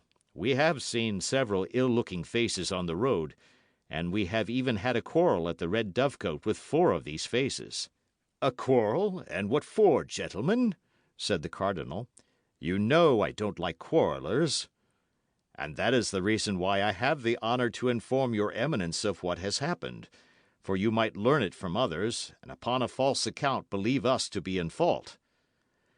"What have been the results of your quarrel?" said the cardinal, knitting his brow. "My friend Aramis here has received a slight sword wound in his arm, but not enough to prevent him, as your Eminence may see, from mounting to the assault tomorrow, if your Eminence orders an escalade." "But you are not the men to allow sword wounds to be inflicted upon you thus," said the cardinal. "Come, be frank, gentlemen. You have settled accounts with somebody. Confess, you know I have the right of giving absolution." "I, monseigneur?" said Athos. "I did not even draw my sword, but I took him who offended me round the body and threw him out of the window. It appears that in falling," continued Athos, with some hesitation, "he broke his thigh." "Ah, ah!" said the cardinal. "And you, Monsieur Porthos?" "I, monseigneur, know that duelling is prohibited. I seized a bench, and gave one of those brigands such a blow that I believe his shoulder is broken." "Very well," said the cardinal. "And you, Monsieur Aramis?" "Monseigneur, being of a very mild disposition, and being likewise, of which monseigneur perhaps is not aware, about to enter into orders, I endeavoured to appease my comrades, when one of these wretches gave me a wound with a sword, treacherously, across my left arm. Then, I admit, my patience failed me. I drew my sword in my turn, and as he came back to the charge, I fancied I felt that in throwing himself upon me, he let it pass through his body. I only know for a certainty that he fell, and it seemed to me that he was borne away with his two companions. "The devil, gentlemen," said the cardinal. "Three men place hors de combat in a cabaret squabble. You don't do your work by halves. And pray, what was this quarrel about?" "These fellows were drunk," said Athos, "and knowing there was a lady who had arrived at the cabaret this evening, they wanted to force her door." "Force her door!" said the cardinal. "And for what purpose?" "To do her violence, without doubt," said Athos. "I have had the honour of informing your Eminence that these men were drunk." "And was this lady young and handsome?"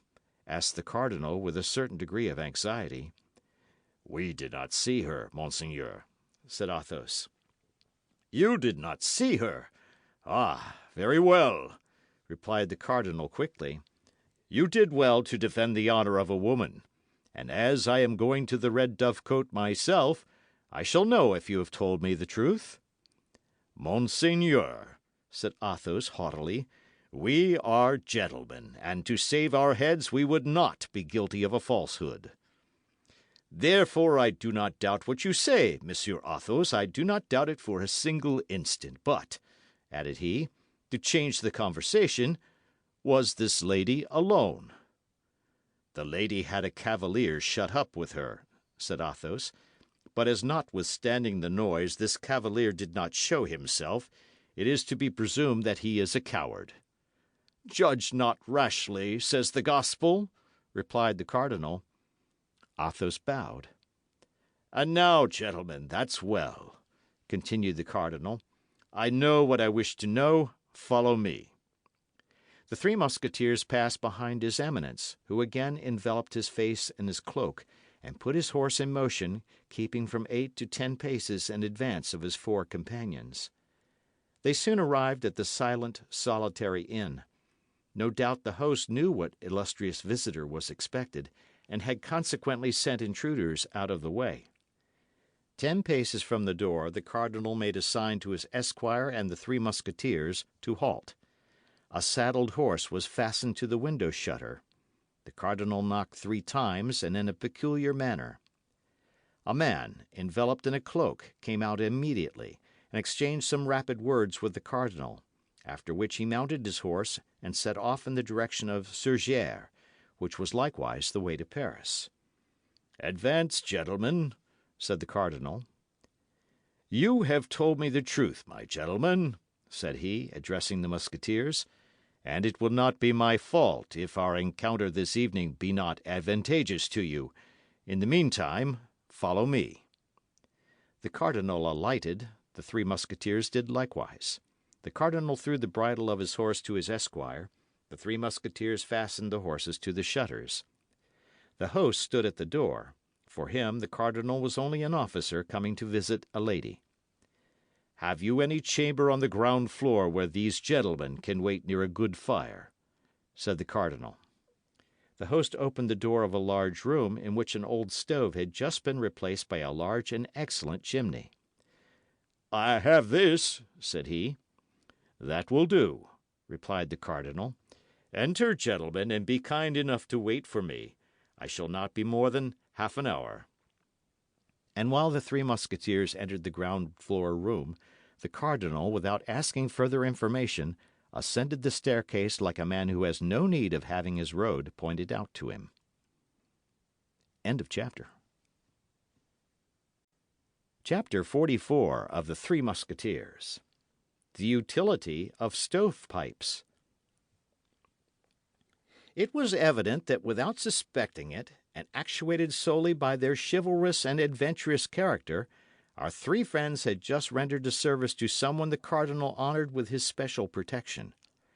Now, who was that someone? That was the question the Three Musketeers put to one another. Then, seeing that none of their replies could throw any light on the subject, Porthos called the host and asked for dice. Porthos and Aramis placed themselves at the table and began to play.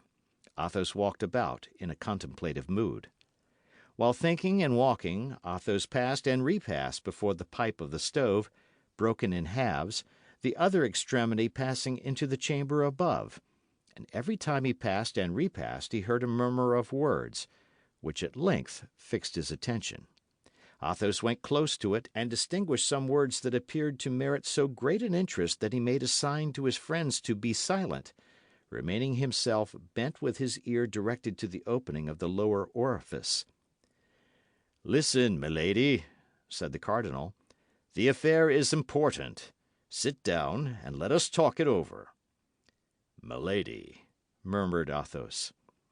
"I listen to your Eminence with greatest attention," replied a female voice which made the Musketeers start. "A small vessel with an English crew, whose captain is on my side, awaits you at the mouth of Charente, at Fort Le Point. He will set sail tomorrow morning." "I must go thither tonight?" "Instantly, that is to say, when you have received my instructions. 2 men, whom you will find at the door on going out, will serve you as escort. You will allow me to leave first; then, after half an hour, you can go away in your turn." "Yes, monseigneur. Now, let us return to the mission with which you wish to charge me, and as I desire to continue to merit the confidence of your Eminence, deign to unfold it to me in terms clear and precise, that I may not commit an error." There was an instant of profound silence between the two interlocutors. It was evident that the cardinal was weighing beforehand the terms in which he was about to speak, and that Milady was collecting all her intellectual faculties to comprehend the things he was about to say, and to engrave them in her memory when they should be spoken. Athos took advantage of this moment to tell his 2 companions to fasten the door inside and to make them a sign to come and listen with him. The 2 Musketeers, who loved their ease, brought a chair for each of themselves and one for Athos. All 3 then sat down with their heads together and their ears on the alert. "You will go to London," continued the cardinal. "Arrived in London, you will seek Buckingham." "I must beg your Eminence to observe," said Milady, "that since the affair of the diamond studs, about which the duke always suspected me, his Grace distrusts me." "Well, this time," said the cardinal, "it is not necessary to steal his confidence, but to present yourself frankly and loyally as a negotiator." "Frankly and loyally," repeated Milady, with an unspeakable expression of duplicity. "Yes, frankly and loyally," replied the cardinal, in the same tone. "All this negotiation must be carried on openly."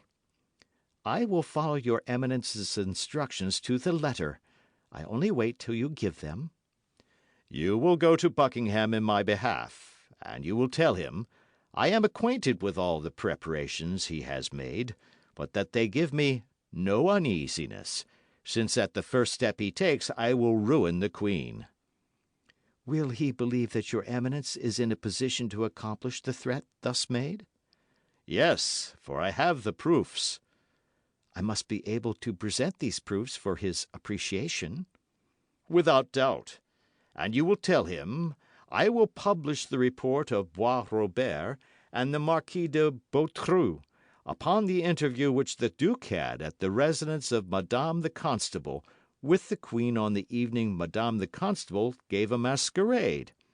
You will tell him, in order that he may not doubt, that he came there in the costume of the Great Mogul, which the Chevalier de Guise was to have worn, and that he purchased this exchange for the sum of 3,000 pistoles." "Well, monseigneur?" "All the details of his coming into and going out of the palace, on the night when he introduced himself in the character of an Italian fortune teller. You will tell him, that he may not doubt the correctness of my information, that he had under his cloak a large white robe dotted with black tears, death's heads, and crossbones, for in case of a surprise he was to pass for the phantom of the White Lady who, as all the world knows, appears at the Louvre every time any great event is impending. Is that all, monseigneur? Tell him also that I am acquainted with all the details of the adventure at Amiens, that I will have a little romance made of it, wittily turned, with a plan of the garden and portraits of the principal actors in that nocturnal romance. I will tell him that. Tell him further that I hold Montague in my power, that Montague is in the Bastille, that no letters were found upon him, it is true, but that torture may make him tell much of what he knows, and even what he does not know. Exactly. Then add that his Grace has, in the precipitation with which he quit the Isle of Ré, forgotten and left behind in his lodging a certain letter from Madame de Chevreuse, which singularly compromises the Queen, inasmuch as it proves not only that Her Majesty can love the enemies of the King, but that she can conspire with the enemies of France. You recollect perfectly all I have told you, do you not? Your Eminence will judge. The ball of Madame the Constable, the night at the Louvre, the evening at Amiens, the arrest of Montague, the letter of Madame de Chevreuse. That's it, said the cardinal. That's it. You have an excellent memory, milady. But, resumed she to whom the cardinal addressed this flattering compliment, if, in spite of all these reasons, the duke does not give way and continues to menace France? The duke is in love to madness, or rather to folly, replied Richelieu with great bitterness. Like the ancient paladins, he has only undertaken this war to obtain a look from his lady love.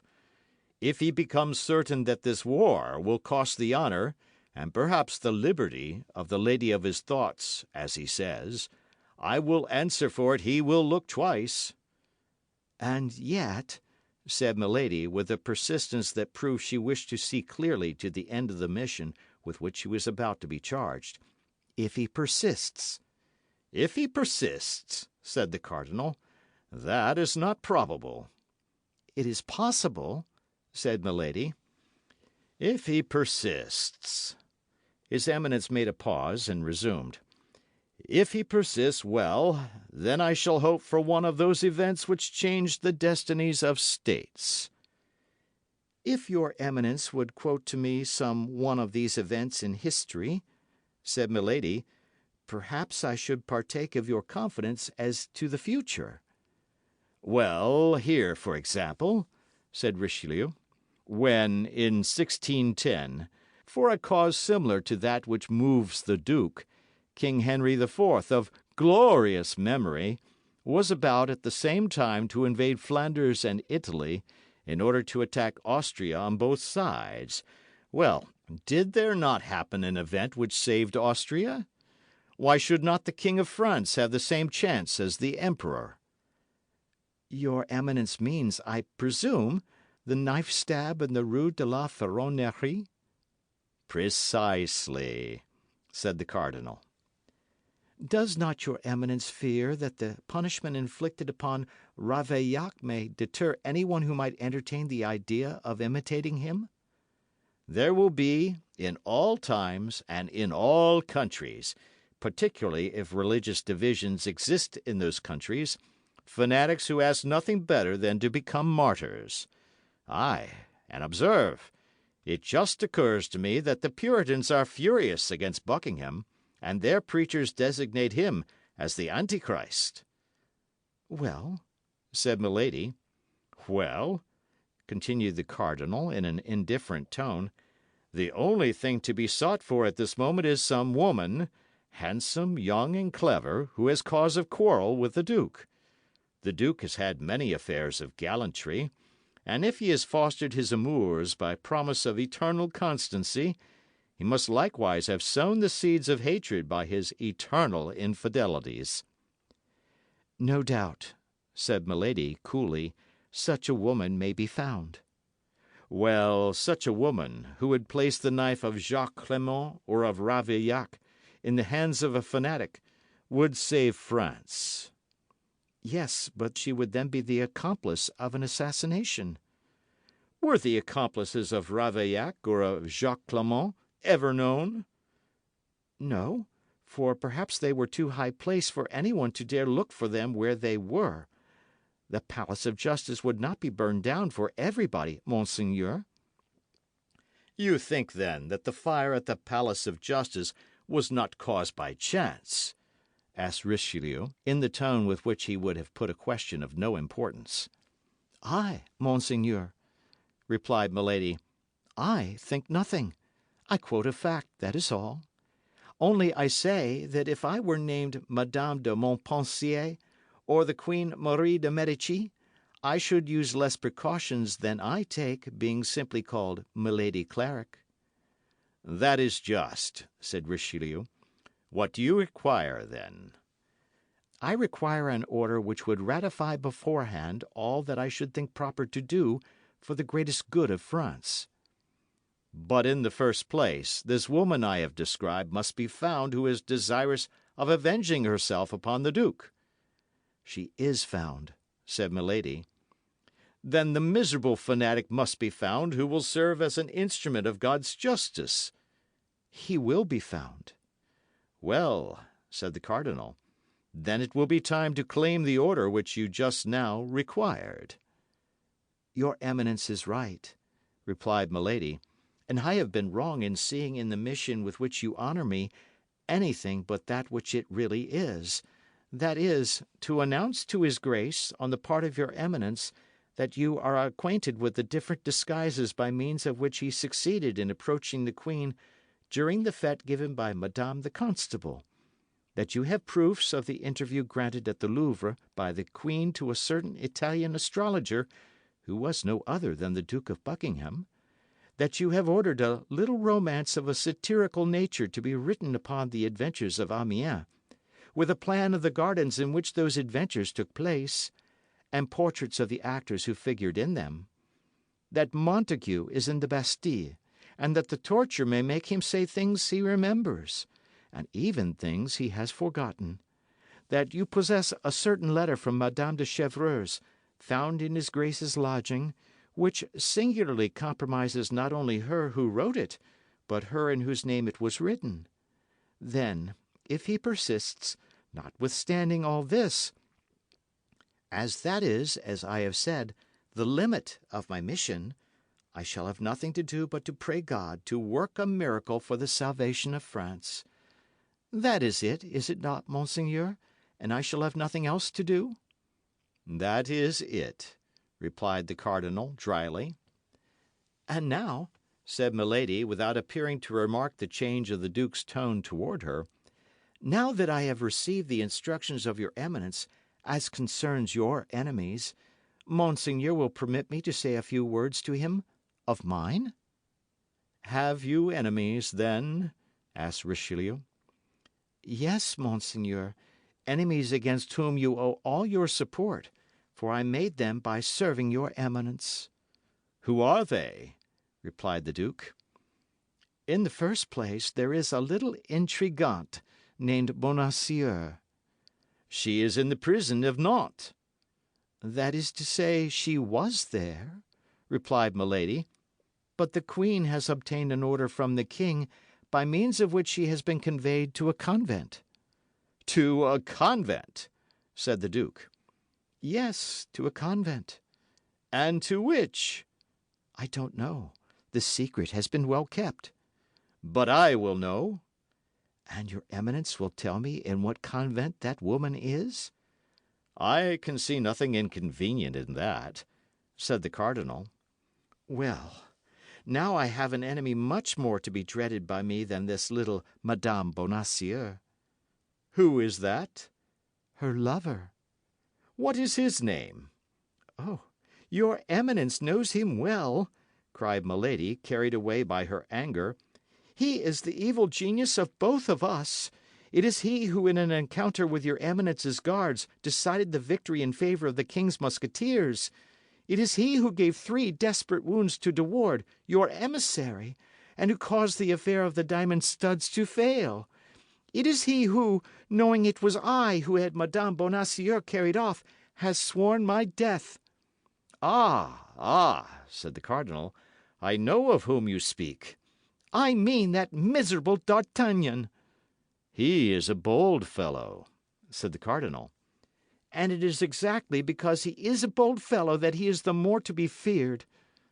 "I must have," said the duke, "a proof of his connection with Buckingham." "A proof!" cried Milady. "I will have 10." "Well, then, it becomes the simplest thing in the world. Get me that proof, and I will send him to the Bastille." "So far, good, monseigneur. But afterwards?" "When once in the Bastille, there is no afterward," said the cardinal in a low voice. "Ah, pardieu," continued he, "if it were as easy for me to get rid of my enemy as it is easy to get rid of yours, and if it were against such people you require impunity—" "Monseigneur," replied Milady, "a fair exchange. Life for life, man for man. Give me one, I will give you the other." "I don't know what you mean, nor do I even desire to know what you mean," replied the cardinal. "But I wish to please you, and see nothing out of the way in giving you what you demand with respect to so infamous a creature. The more so as you tell me this D'Artagnan is a libertine, a duellist, and a traitor." "An infamous scoundrel, monseigneur, a scoundrel." "Give me paper, a quill, and some ink, then," said the cardinal. "Here they are, monseigneur." There was a moment of silence, which proved that the cardinal was employed in seeking the terms in which he should write the note, or else in writing it. Athos, who had not lost a word of the conversation, took his two companions by the hand and led them to the other end of the room. "Well," said Porthos, "what do you want, and why do you not let us listen to the end of the conversation?" "Hush," said Athos, speaking in a low voice. "We have heard all it was necessary we should hear. Besides, I don't prevent you from listening, but I must be gone." "You must be gone?" said Porthos. "And if the cardinal asks for you, what answer can we make?" "You will not wait till he asks. You will speak first, and tell him that I am gone on the lookout, because certain expressions of our host has given me reason to think the road is not safe. I will say 2 words about it to the cardinal's esquire likewise. The rest concerns myself. Don't be uneasy about that." "Be prudent, Athos," said Aramis. "Be easy on that head," replied Athos. "You know I am cool enough." Porthos and Aramis resumed their places by the stovepipe. As to Athos, he went out without any mystery, took his horse, which was tied with those of his friends to the fastenings of the shutters, in 4 words convinced the attendant of the necessity of a vanguard for their return, carefully examining the priming of his pistols, drew his sword, and took, like a forlorn hope, the road to the camp. End of chapter. Chapter 45 of the Three Musketeers. A conjugal scene. As Athos had foreseen, it was not long before the cardinal came down. He opened the door of the room in which the Musketeers were, and found Porthos playing an earnest game of dice with Aramis. He cast a rapid glance around the room, and perceived that one of his men was missing. "What has become of Monseigneur Athos?" asked he. "Monseigneur," replied Porthos, "he has gone on a scout, on account of some words of our host, which made him believe the road was not safe." "And you, what have you done, Monsieur Porthos?" "I have won 4 pistoles of Aramis." "Well, now, will you return with me?" "We are at your Eminence's orders." "To horse, then, gentlemen, for it is getting late." The attendant was at the door, holding the cardinal's horse by the bridle. At a short distance a group of 2 men and 3 horses appeared in the shade. These were the 2 men who were to conduct Milady to Fort La Pointe and superintend her embarkation. The attendant confirmed to the cardinal what the 2 Musketeers had already said with respect to Athos. The cardinal made an approving gesture, and retraced his route with the same precautions he had used in coming. Let us leave him to follow the road to the camp protected by his esquire and the 2 Musketeers, and return to Athos. For 100 paces he maintained the speed at which he started, but when out of sight he turned his horse to the right, made a circuit, and came back within 20 paces of a high hedge to watch the passage of the little troop. Having recognized the laced hats of his companions and the golden fringe of the cardinal's cloak, he waited till the horsemen had turned the angle of the road, and having lost sight of them, he returned at a gallop to the inn, which was opened to him without hesitation. The host recognized him. My officer, said Athos, has forgotten to give a piece of very important information to the lady, and has sent me back to repair his forgetfulness. Go up, said the host. She is still in her chamber. Athos availed himself of the permission, ascended the stairs with his lightest step, gained the landing, and through the open door perceived Milady putting on her hat. He entered the chamber and closed the door behind him. At the noise he made in pushing the bolt, Milady turned round. Athos was standing before the door, enveloped in his cloak, with his hat pulled down over his eyes. On seeing this figure, mute and immovable as a statue, Milady was frightened. "Who are you, and what do you want?" cried she. Murmured Athos. It is certainly she. And letting fall his cloak, and raising his hat, he advanced toward Milady. Do you know me, madam? said he. Milady made one step forward, and then drew back as if she had seen a serpent. So far, well, said Athos. I perceive you know me. The Comte de la Fère, murmured Milady, becoming exceedingly pale, and drawing back till the wall prevented her from going any further. Yes, milady, replied Athos, the Comte de la Fère in person, who comes expressly from the other world to have the pleasure of paying you a visit. Sit down, madame, and let us talk, as the cardinal said. Milady, under the influence of inexpressible terror, sat down without uttering a word. You certainly are a demon sent upon the earth, said Athos. Your power is great, I know, but you also know that with the help of God men have often conquered the most terrible demons. You have once before thrown yourself in my path. I thought I had crushed you, madame, but either I was deceived or hell has resuscitated you. Milady, at these words, which recalled frightful remembrances, hung down her head with a suppressed groan. Yes, hell has resuscitated you, continued Athos.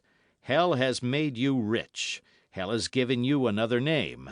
Hell has almost made you another face. But it has neither effaced the stains from your soul nor the brand from your body. Milady arose as if moved by a powerful spring, and her eyes flashed lightning. Athos remained sitting. You believed me to be dead, did you not, as I believed you to be? And the name of Athos as well concealed the Comte de la Fère as the name Milady Cleric concealed Anne de Broye. Was it not so you were called when your honoured brother married us? Our position is truly a strange one, continued Athos, laughing. We have only lived up to the present time because we believed each other dead, and because a remembrance is less oppressive than a living creature, though a remembrance is sometimes devouring. But, said Milady in a hollow, faint voice, what brings you back to me, and what do you want with me? I wish to tell you that though remaining invisible to your eyes, I have not lost sight of you. You know what I have done? I can relate to you day by day your actions from your entrance to the service of the cardinal to this evening. A smile of incredulity passed over the pale lips of Milady. Listen. It was you who cut off the 2 diamond studs from the shoulder of the Duke of Buckingham. It was you had the Madame Bonacieux carried off. It was you who, in love with De Ward and thinking to pass the night with him, opened the door to Monsieur d'Artagnan. It was you who, believing that De Ward had deceived you, wished to have him killed by his rival. It was you who, when this rival had discovered your infamous secret, wished to have him killed in his turn by two assassins, which you sent in pursuit of him. It was you who, finding the balls had missed their mark, sent poisoned wine with a forged letter, to make your victim believe that the wine came from his friends. In short, it was you who have but now, in this chamber, seated in this chair I now fill, made an engagement with Cardinal Richelieu to cause the Duke of Buckingham to be assassinated, in exchange for the promise he has made you to allow you to assassinate D'Artagnan. Milady was livid. You must be Satan, cried she. Perhaps, said Athos. But at all events, listen well to this. Assassinate the Duke of Buckingham, or cause him to be assassinated. I care very little about that. I don't know him. Besides, he is an Englishman. But do not touch with the tip of your finger a single hair of D'Artagnan, who is a faithful friend whom I love and defend, or I swear to you, by the head of my father, the crime which you shall have endeavoured to commit, or shall have committed, shall be the last. Monsieur d'Artagnan has cruelly insulted me, said Milady in a hollow tone. Monsieur d'Artagnan shall die. Indeed, is it possible to insult you, madame? Said Athos, laughing. He has insulted you, and he shall die. He shall die, replied Milady. She first, and he afterward. Athos was seized with a kind of vertigo. The sight of this creature, who had nothing of the woman about her, recalled awful remembrances. He thought how one day, in a less dangerous situation than the one in which he was now placed, he had already endeavoured to sacrifice her to his honour. His desire for blood returned, burning his brain, and pervading his frame like a raging fever. He arose in his turn, reached his hand to his belt, drew forth a pistol, and cocked it. Milady, pale as a corpse, endeavoured to cry out, but her swollen tongue could utter no more than a hoarse sound which had nothing human in it, and resembled the rattle of a wild beast. Motionless against the dark tapestry, with her hair in disorder, she appeared like a horrid image of terror.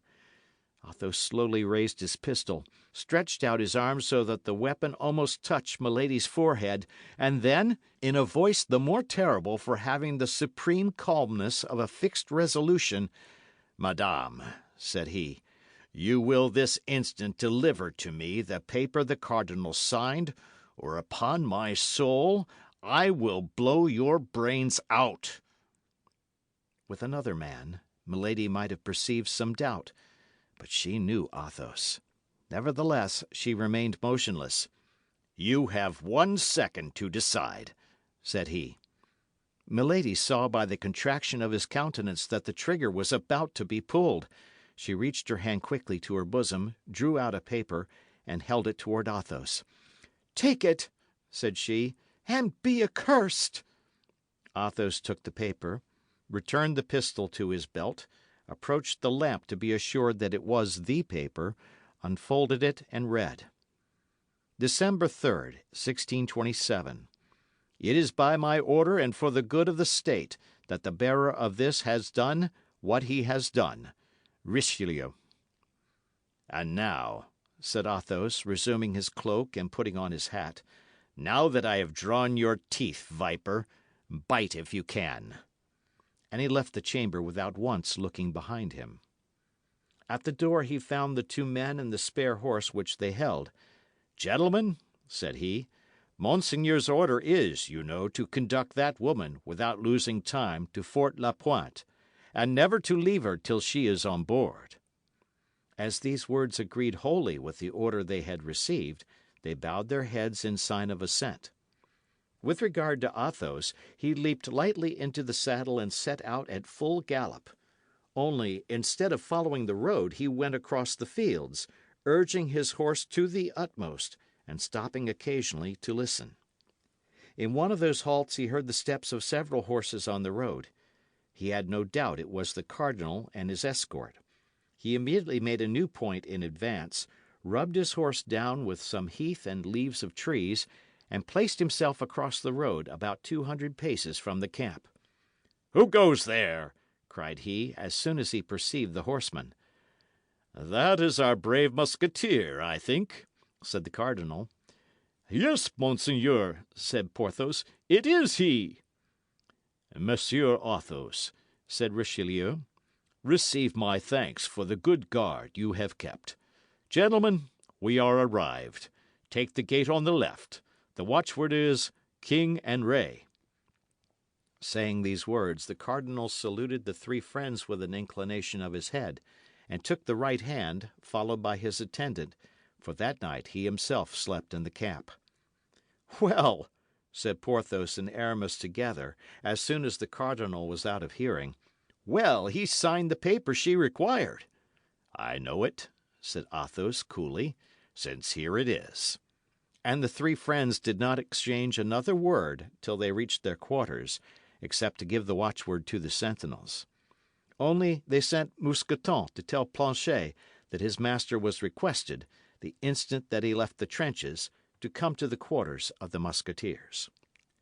Milady, as Athos had foreseen, on finding the two men that awaited her, made no difficulty in following them. She had had for an instant an inclination to be reconducted to the cardinal, and relate everything to him, but a revelation on her part would bring about a revelation on the part of Athos. She might say that Athos had hanged her, but then Athos would tell that she was branded.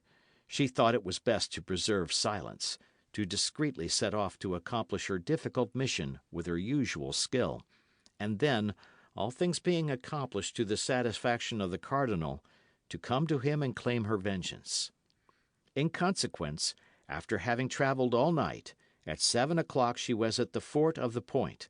At 8 o'clock she had embarked, and at 9 the vessel, which with letters of marque from the cardinal was supposed to be sailing for Bayonne, raised anchor and steered its course toward England.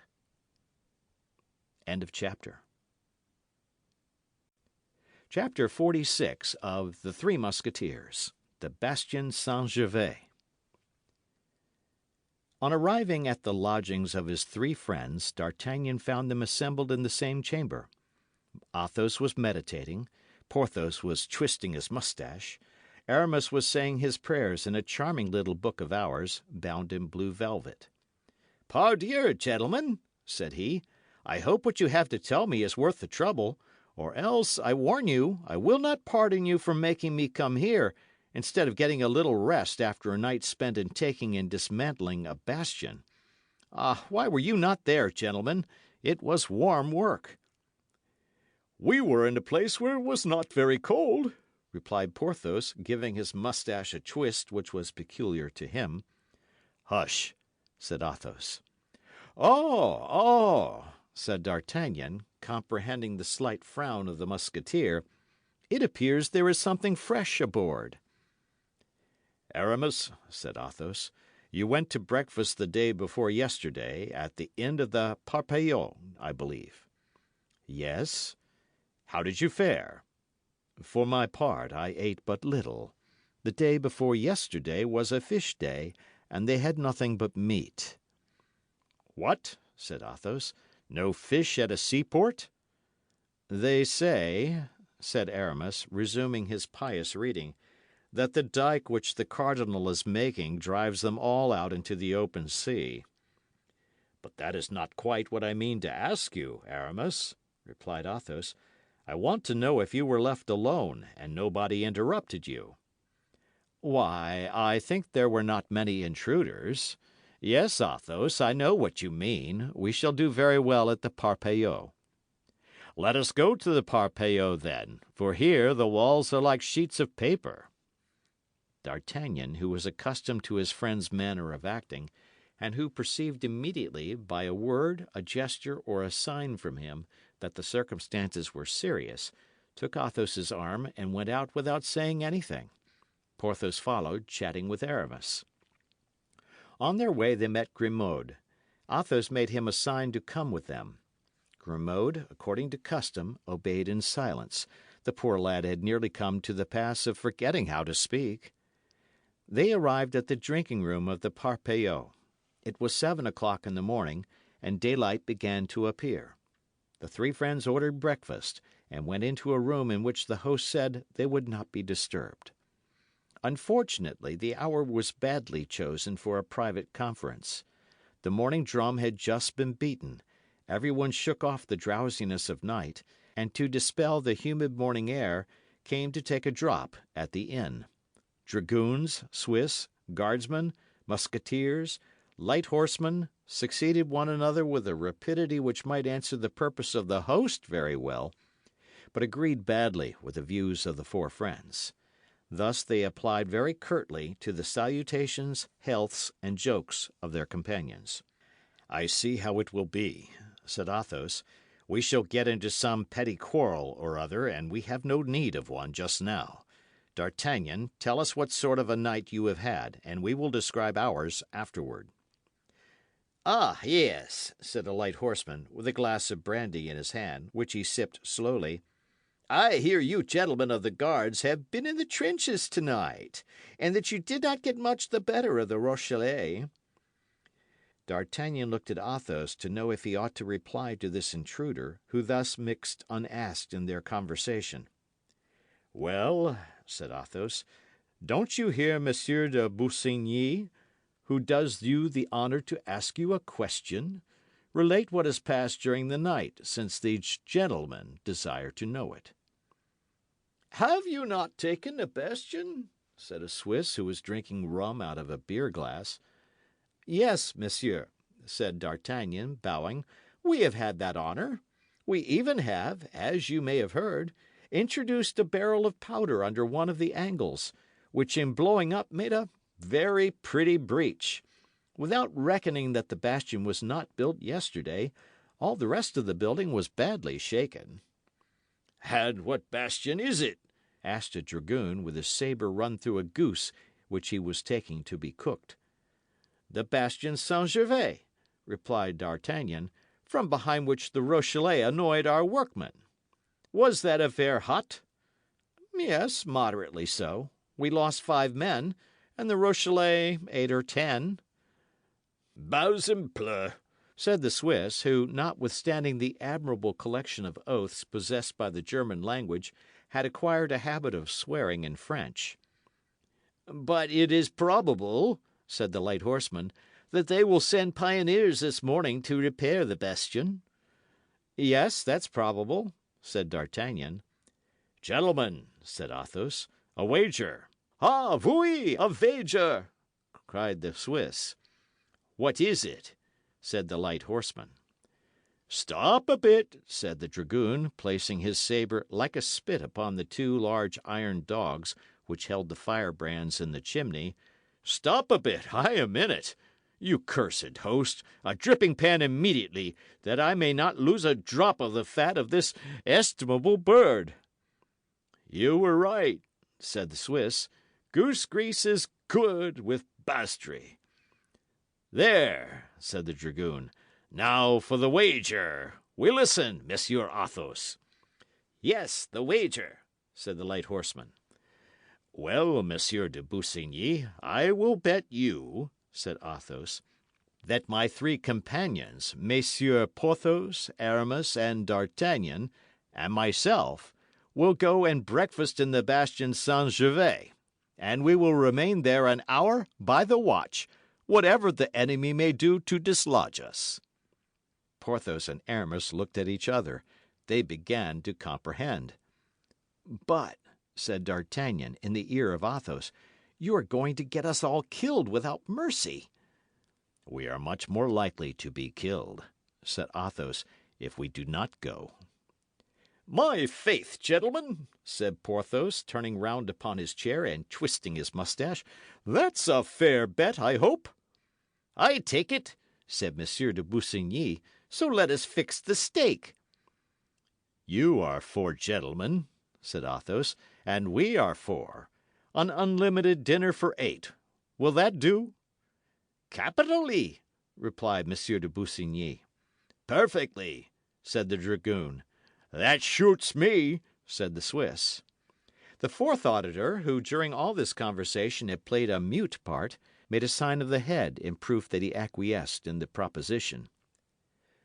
The breakfast for these gentlemen is ready, said the host. Well, bring it, said Athos. The host obeyed.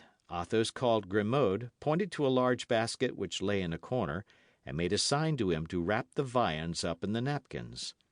Grimaud understood that it was to be a breakfast on the grass, took the basket, packed up the viands, added the bottles, and then took the basket on his arm.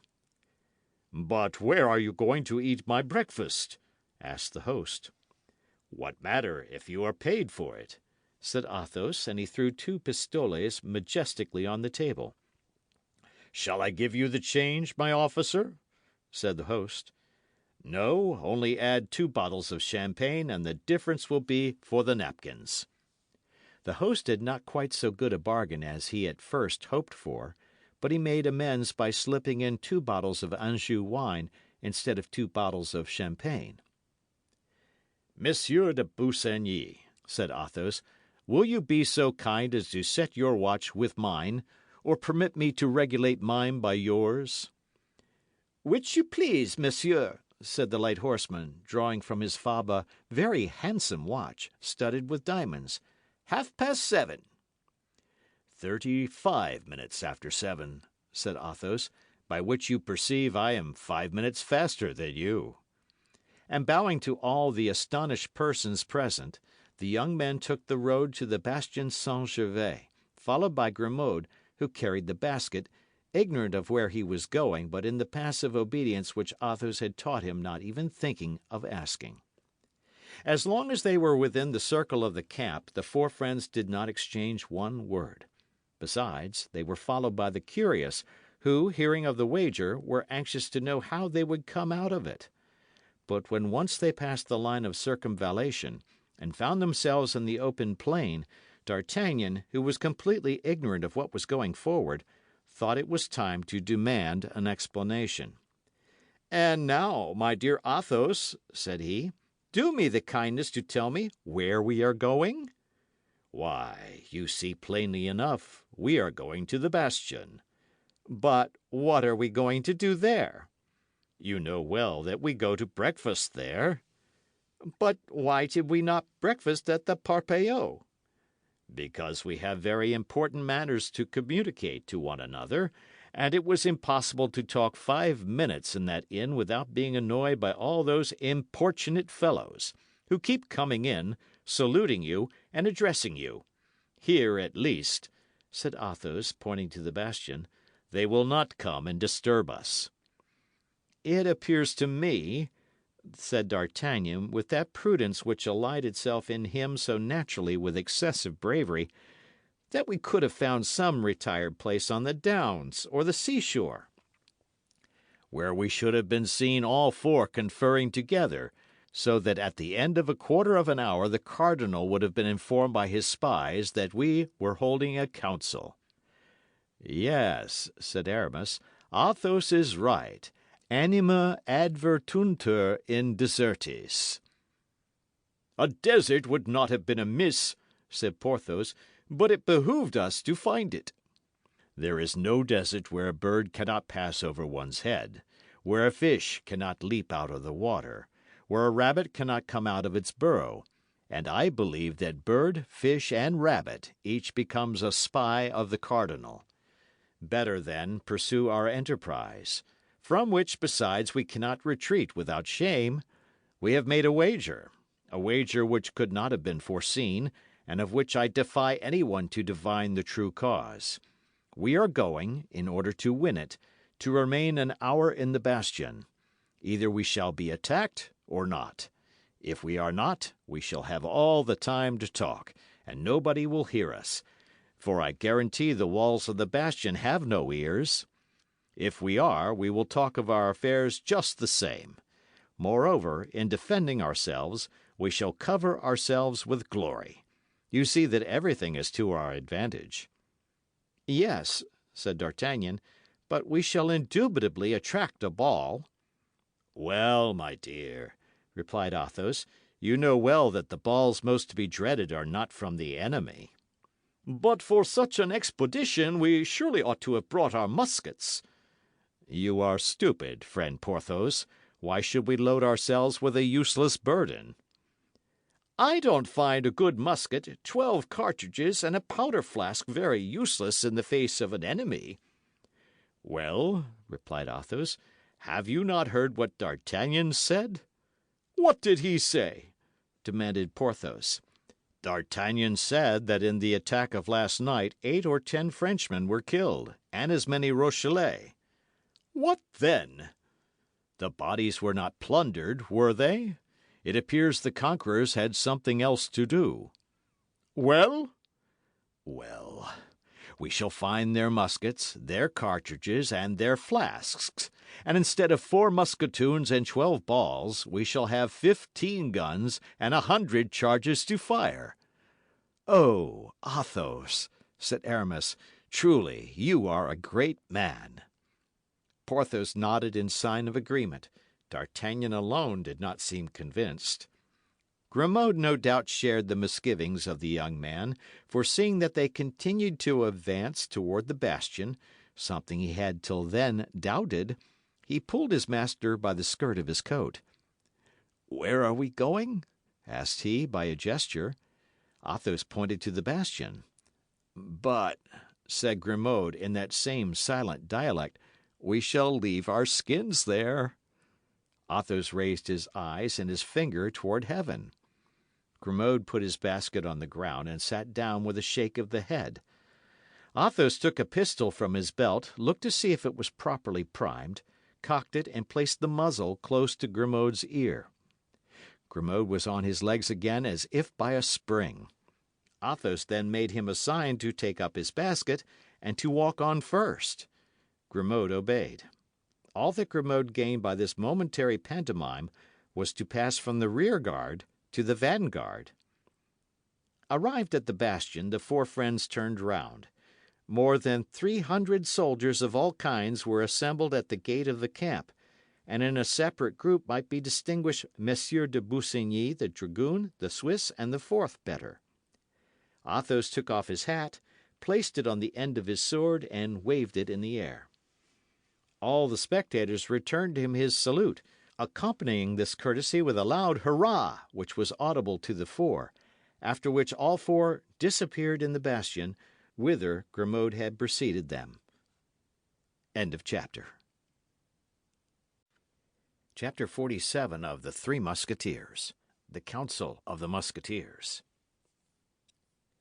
As Athos had foreseen, the bastion was only occupied by a dozen corpses, French and Rochellais. "Gentlemen," said Athos, who had assumed the command of the expedition, "while Grimaud spreads the table, let us begin by collecting the guns and cartridges together. We can talk while performing that necessary task. These gentlemen," added he, pointing to the bodies, "cannot hear us." "But we could throw them into the ditch," said Porthos, "after having assured ourselves they have nothing in their pockets." "Yes," said Athos, "that's Grimaud's business." "Well, then," cried D'Artagnan, "pray let Grimaud search them and throw them over the walls." "Heaven forfend," said Athos. "They may serve us." "These bodies serve us?" said Porthos. "You are mad, dear friend." "Judge not rashly, say the gospel and the cardinal," replied Athos. "How many guns, gentlemen?" 12, replied Aramis. "How many shots?" 100. "That's quite as many as we shall want. Let us load the guns." The 4 musketeers went to work, and as they were loading the last musket, Grimaud announced that the breakfast was ready. Athos replied, always by gestures, that all was well, and indicated to Grimaud, by pointing to a turret that resembled a pepper caster, that he was to stand as sentinel. Only, to alleviate the tediousness of the duty, Athos allowed him to take a loaf, 2 cutlets, and a bottle of wine. "And now to table," said Athos. The 4 friends seated themselves on the ground with their legs crossed like Turks, or even tailors. "And now," said D'Artagnan, "as there is no longer any fear of being overheard, I hope you are going to let me into your secret. I hope at the same time to procure you amusement and glory, gentlemen, said Athos. I have induced you to take a charming promenade. Here is a delicious breakfast, and yonder are 500 persons, as you may see through the loopholes, taking us for heroes or madmen, two classes of imbeciles greatly resembling each other. But the secret, said D'Artagnan. The secret is, said Athos, that I saw Milady last night. D'Artagnan was lifting a glass to his lips, but at the name of Milady, his hand trembled so that he was obliged to put the glass on the ground again for fear of spilling the contents. You saw your— Hush! Interrupted Athos. You forget, my dear. You forget that these gentlemen are not initiated into my family affairs like yourself. I have seen Milady. Where? Demanded D'Artagnan. Within 2 leagues of this place, at the Inn of the Red Dovecote. In that case, I am lost, said D'Artagnan. Not so bad yet, replied Athos, for by this time she must have quit the shores of France. D'Artagnan breathed again. But after all, asked Porthos, who is Milady? A charming woman, said Athos, sipping a glass of sparkling wine. Villainous host, cried he. He has given us Anjou wine instead of champagne, and fancies we know no better. Yes, continued he, a charming woman, who entertained kind views toward our friend D'Artagnan, who, on his part, has given her some offence for which she tried to revenge herself a month ago by having him killed by 2 musket shots, a week ago by trying to poison him, and yesterday by demanding his head of the cardinal. What? By demanding my head of the cardinal? Cried D'Artagnan, pale with terror. Yes, that is true as the gospel, said Porthos. I heard her with my own ears. I also, said Aramis. Then, said D'Artagnan, letting his arm fall with discouragement, it is useless to struggle longer. I may as well blow my brains out, and all will be over. That's the last folly to be committed, said Athos, seeing it is the only one for which there is no remedy. But I can never escape, said D'Artagnan, with such enemies. First, my stranger of Meung, then De Ward, to whom I have given 3 sword wounds, next Milady, whose secret I have discovered, finally the cardinal, whose vengeance I have balked. Well, said Athos, that only makes 4, and we are 4, 1 for 1. Pardieu! If we may believe the signs Grimaud is making, we are about to have to do with a very different number of people. What is it, Grimaud? Considering the gravity of the occasion, I permit you to speak, my friend, but be laconic, I beg. What do you see? A troop. Of how many persons? 20 men. What sort of men? 16 pioneers, 4 soldiers. How far distant? 500 paces. Good. We have just time to finish this fowl and to drink 1 glass of wine to your health, D'Artagnan. To your health, repeated Porthos and Aramis. Well, then, to my health, although I am very much afraid that your good wishes will not be of great service to me. Bah, said Athos. God is great, as say the followers of Mohammed, and the future is in his hands. Then, swallowing the contents of his glass, which he put down close to him, Athos arose carelessly, took the musket next to him, and drew near to one of the loopholes. Porthos, Aramis, and D'Artagnan followed his example. As to Grimaud, he received orders to place himself behind the 4 friends in order to reload their weapons. Pardieu, said Athos, it was hardly worth while to distribute ourselves for 20 fellows armed with pickaxes, mattocks, and shovels. Grimaud had only to make them a sign to go away, and I am convinced they would have left us in peace. I doubt that, replied D'Artagnan, for they are advancing very resolutely. Besides, in addition to the pioneers, there are 4 soldiers and a brigadier armed with muskets. That's because they don't see us, said Athos. My faith, said Aramis, I must confess I feel a great repugnance to fire on these poor devils of civilians." "He is a bad priest," said Porthos, "who has pity for heretics." "In truth," said Athos, "Aramis is right. I will warn them." "What the devil are you going to do?" cried D'Artagnan. "You will be shot." But Athos heeded not his advice. Mounting on the breach, with his musket in one hand and his hat in the other, he said, bowing courteously and addressing the soldiers and the pioneers, who, astonished at this apparition, stopped 50 paces from the bastion, "Gentlemen, a few friends and myself are about to breakfast in this bastion. Now, you know nothing is more disagreeable than being disturbed when one is at breakfast. We request you, then, if you really have business here, to wait till we have finished our repast, or to come again a short time hence, unless, which would be far better, you form this salutary resolution to quit the side of the rebels and come and drink with us to the health of the King of France." "Take care, Athos!" cried D'Artagnan. "Don't you see they are aiming?" "Yes, yes," said Athos, "but they are only civilians, very bad marksmen, who will be sure not to hit me." In fact, at the same instant 4 shots were fired, and the balls were flattened against the wall around Athos, but not one touched him. 4 shots replied to them almost instantaneously, but much better aimed than those of the aggressors. 3 soldiers fell dead, and one of the pioneers was wounded. "Grimaud," said Athos, still on the breach, "another musket." Grimaud immediately obeyed. On their part, the 3 friends had reloaded their arms. A second discharge followed the first. The brigadier and 2 pioneers fell dead. The rest of the troop took to flight. "Now, gentlemen, a sortie!" cried Athos. And the 4 friends rushed out of the fort, gained the field of battle, picked up the 4 muskets of the privates and the half-pike of the brigadier, and convinced that the fugitives would not stop till they reached the city, turned again toward the bastion, bearing with them the trophies of their victory. "Reload the muskets, Grimaud," said Athos, "and we, gentlemen, will go on with our breakfast, and resume our conversation. Where were we?" "I recollect you were saying," said D'Artagnan, "that after having demanded my head of the cardinal, Milady had quit the shores of France. Whither goes she?" asked he, strongly interested in the route Milady followed.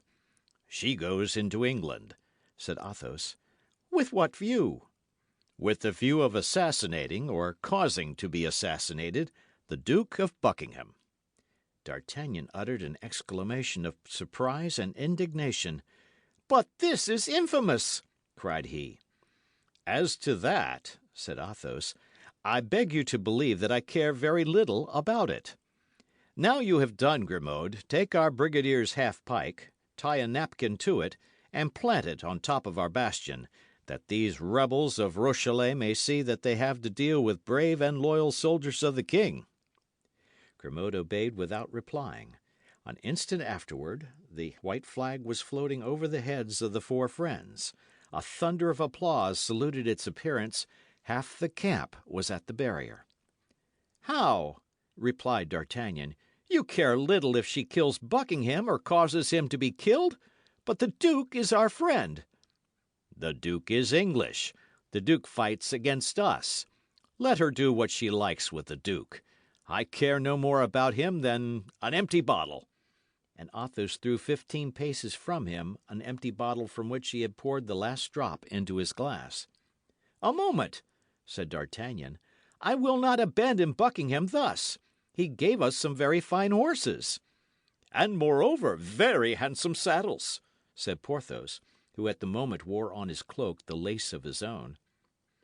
"Besides," said Aramis, "God desires the conversion and not the death of a sinner." "Amen," said Athos, "and we will return to that subject later, if such be your pleasure. But what for the moment engaged my attention most earnestly, and I am sure you will understand me, D'Artagnan, was the getting from this woman a kind of carte blanche which she had extorted from the cardinal, and by means of which she could with impunity get rid of you and perhaps of us." But this creature must be a demon, said Porthos, holding out his plate to Aramis, who was cutting up a fowl. And this carte blanche, said D'Artagnan. This carte blanche, does it remain in her hands? No, it passed into mine. I will not say without trouble, for if I did, I should tell a lie. My dear Athos, I shall no longer count the number of times I am indebted to you for my life. Then it was to go to her that you left us, said Aramis. Exactly. And you have that letter of the cardinal? Said D'Artagnan. Here it is, said Athos, and he took the invaluable paper from the pocket of his uniform. D'Artagnan unfolded it with one hand, whose trembling he did not even attempt to conceal, to read, December 3rd, 1627. It is by my order and for the good of the state that the bearer of this has done what he has done. Richelieu. In fact, said Aramis, it is an absolution according to rule. That paper must be torn to pieces, said D'Artagnan, who fancied he read in it his sentence of death. On the contrary, said Athos, it must be preserved carefully. I would not give up this paper if covered with as many gold pieces. And what will she do now? asked the young man. Why, replied Athos carelessly, she is probably going to write to the cardinal that a damned musketeer named Athos has taken her safe conduct from her by force. She will advise him in the same letter to get rid of his two friends, Aramis and Porthos, at the same time. The cardinal will remember that these are the same men who have often crossed his path, and then some fine morning he will arrest D'Artagnan, and for fear he should feel lonely, he will send us to keep him company in the Bastille. Go to! It appears to me you make dull jokes, my dear, said Porthos. I do not jest, said Athos. Do you know, said Porthos, that to twist that damned Milady's neck would be a smaller sin than to twist those of these poor devils of Huguenots, who have committed no other crime than singing in French the psalms we sing in Latin? What says the abbe? asked Athos quietly. I say I am entirely of Porthos's opinion, replied Aramis. And I, too, said D'Artagnan. Fortunately, she is far off, said Porthos, for I confess she would worry me if she were here. She worries me in England as well as in France, said Athos. She worries me everywhere, said D'Artagnan. But when you held her in your power, why did you not drown her, strangle her, hang her? Said Porthos. It is only the dead who do not return. You think so, Porthos? Replied the Musketeer with a sad smile which D'Artagnan alone understood. I have an idea, said D'Artagnan. What is it? Said the Musketeers. To arms! Cried Grimaud. The young men sprang up and seized their muskets. This time a small troop advanced, consisting of from 20 to 25 men, but they were not pioneers, they were soldiers of the garrison. Shall we return to the camp? Said Porthos. I don't think the sides are equal. Impossible, for 3 reasons, replied Athos. The first, that we have not finished breakfast. The second, that we still have some very important things to say. And the third, that it yet wants 10 minutes before the lapse of the hour. Well, then, said Aramis, we must form a plan of battle.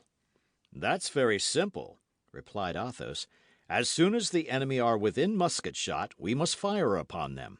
If they continue to advance, we must fire again. We must fire as long as we have loaded guns. If those who remain of the troop persist in coming to the assault, we will allow the besiegers to get as far as the ditch, and then we will push down upon their heads that strip of wall which keeps its perpendicular by a miracle. Bravo! cried Porthos. Decidedly, Athos, you were born to be a general, and the cardinal, who fancies himself a great soldier, is nothing beside you. Gentlemen, said Athos, no divided attention, I beg. Let each one pick out his man. I cover mine, said D'Artagnan, "And I mine," said Porthos. "And I mine," said Aramis. "Fire, then," said Athos. The 4 muskets made but one report, but 4 men fell. The drum immediately beat, and the little troop advanced at charging pace. Then the shots were repeated without regularity, but always aimed with the same accuracy. Nevertheless, as if they had been aware of the numerical weakness of the friends, the Rochellais continued to advance in quick time. With every 3 shots at least 2 men fell, but the march of those who remained was not slackened. Arrived at the foot of the bastion, there were still more than a dozen of the enemy. A last discharge welcomed them, but did not stop them. They jumped into the ditch and prepared to scale the breach. "Now, my friends," said Athos, "finish them at a blow. To the wall! To the wall!"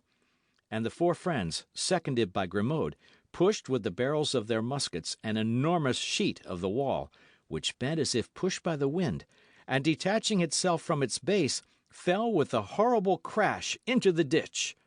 Then a fearful crash was heard, a cloud of dust mounted toward the sky, and all was over. "Can we have destroyed them all, from the first to the last?" said Athos. "My faith, it appears so," said D'Artagnan. "No," cried Porthos. "There go 3 or 4, limping away." In fact, 3 or 4 of these unfortunate men, covered with dirt and blood, fled along the hollow way, and at length regained the city. These were all who were left of the little troop. Athos looked at his watch. "Gentlemen," said he, "we have been here an hour, and our wager is won. But we will be fair players. Besides, D'Artagnan has not told us his idea yet."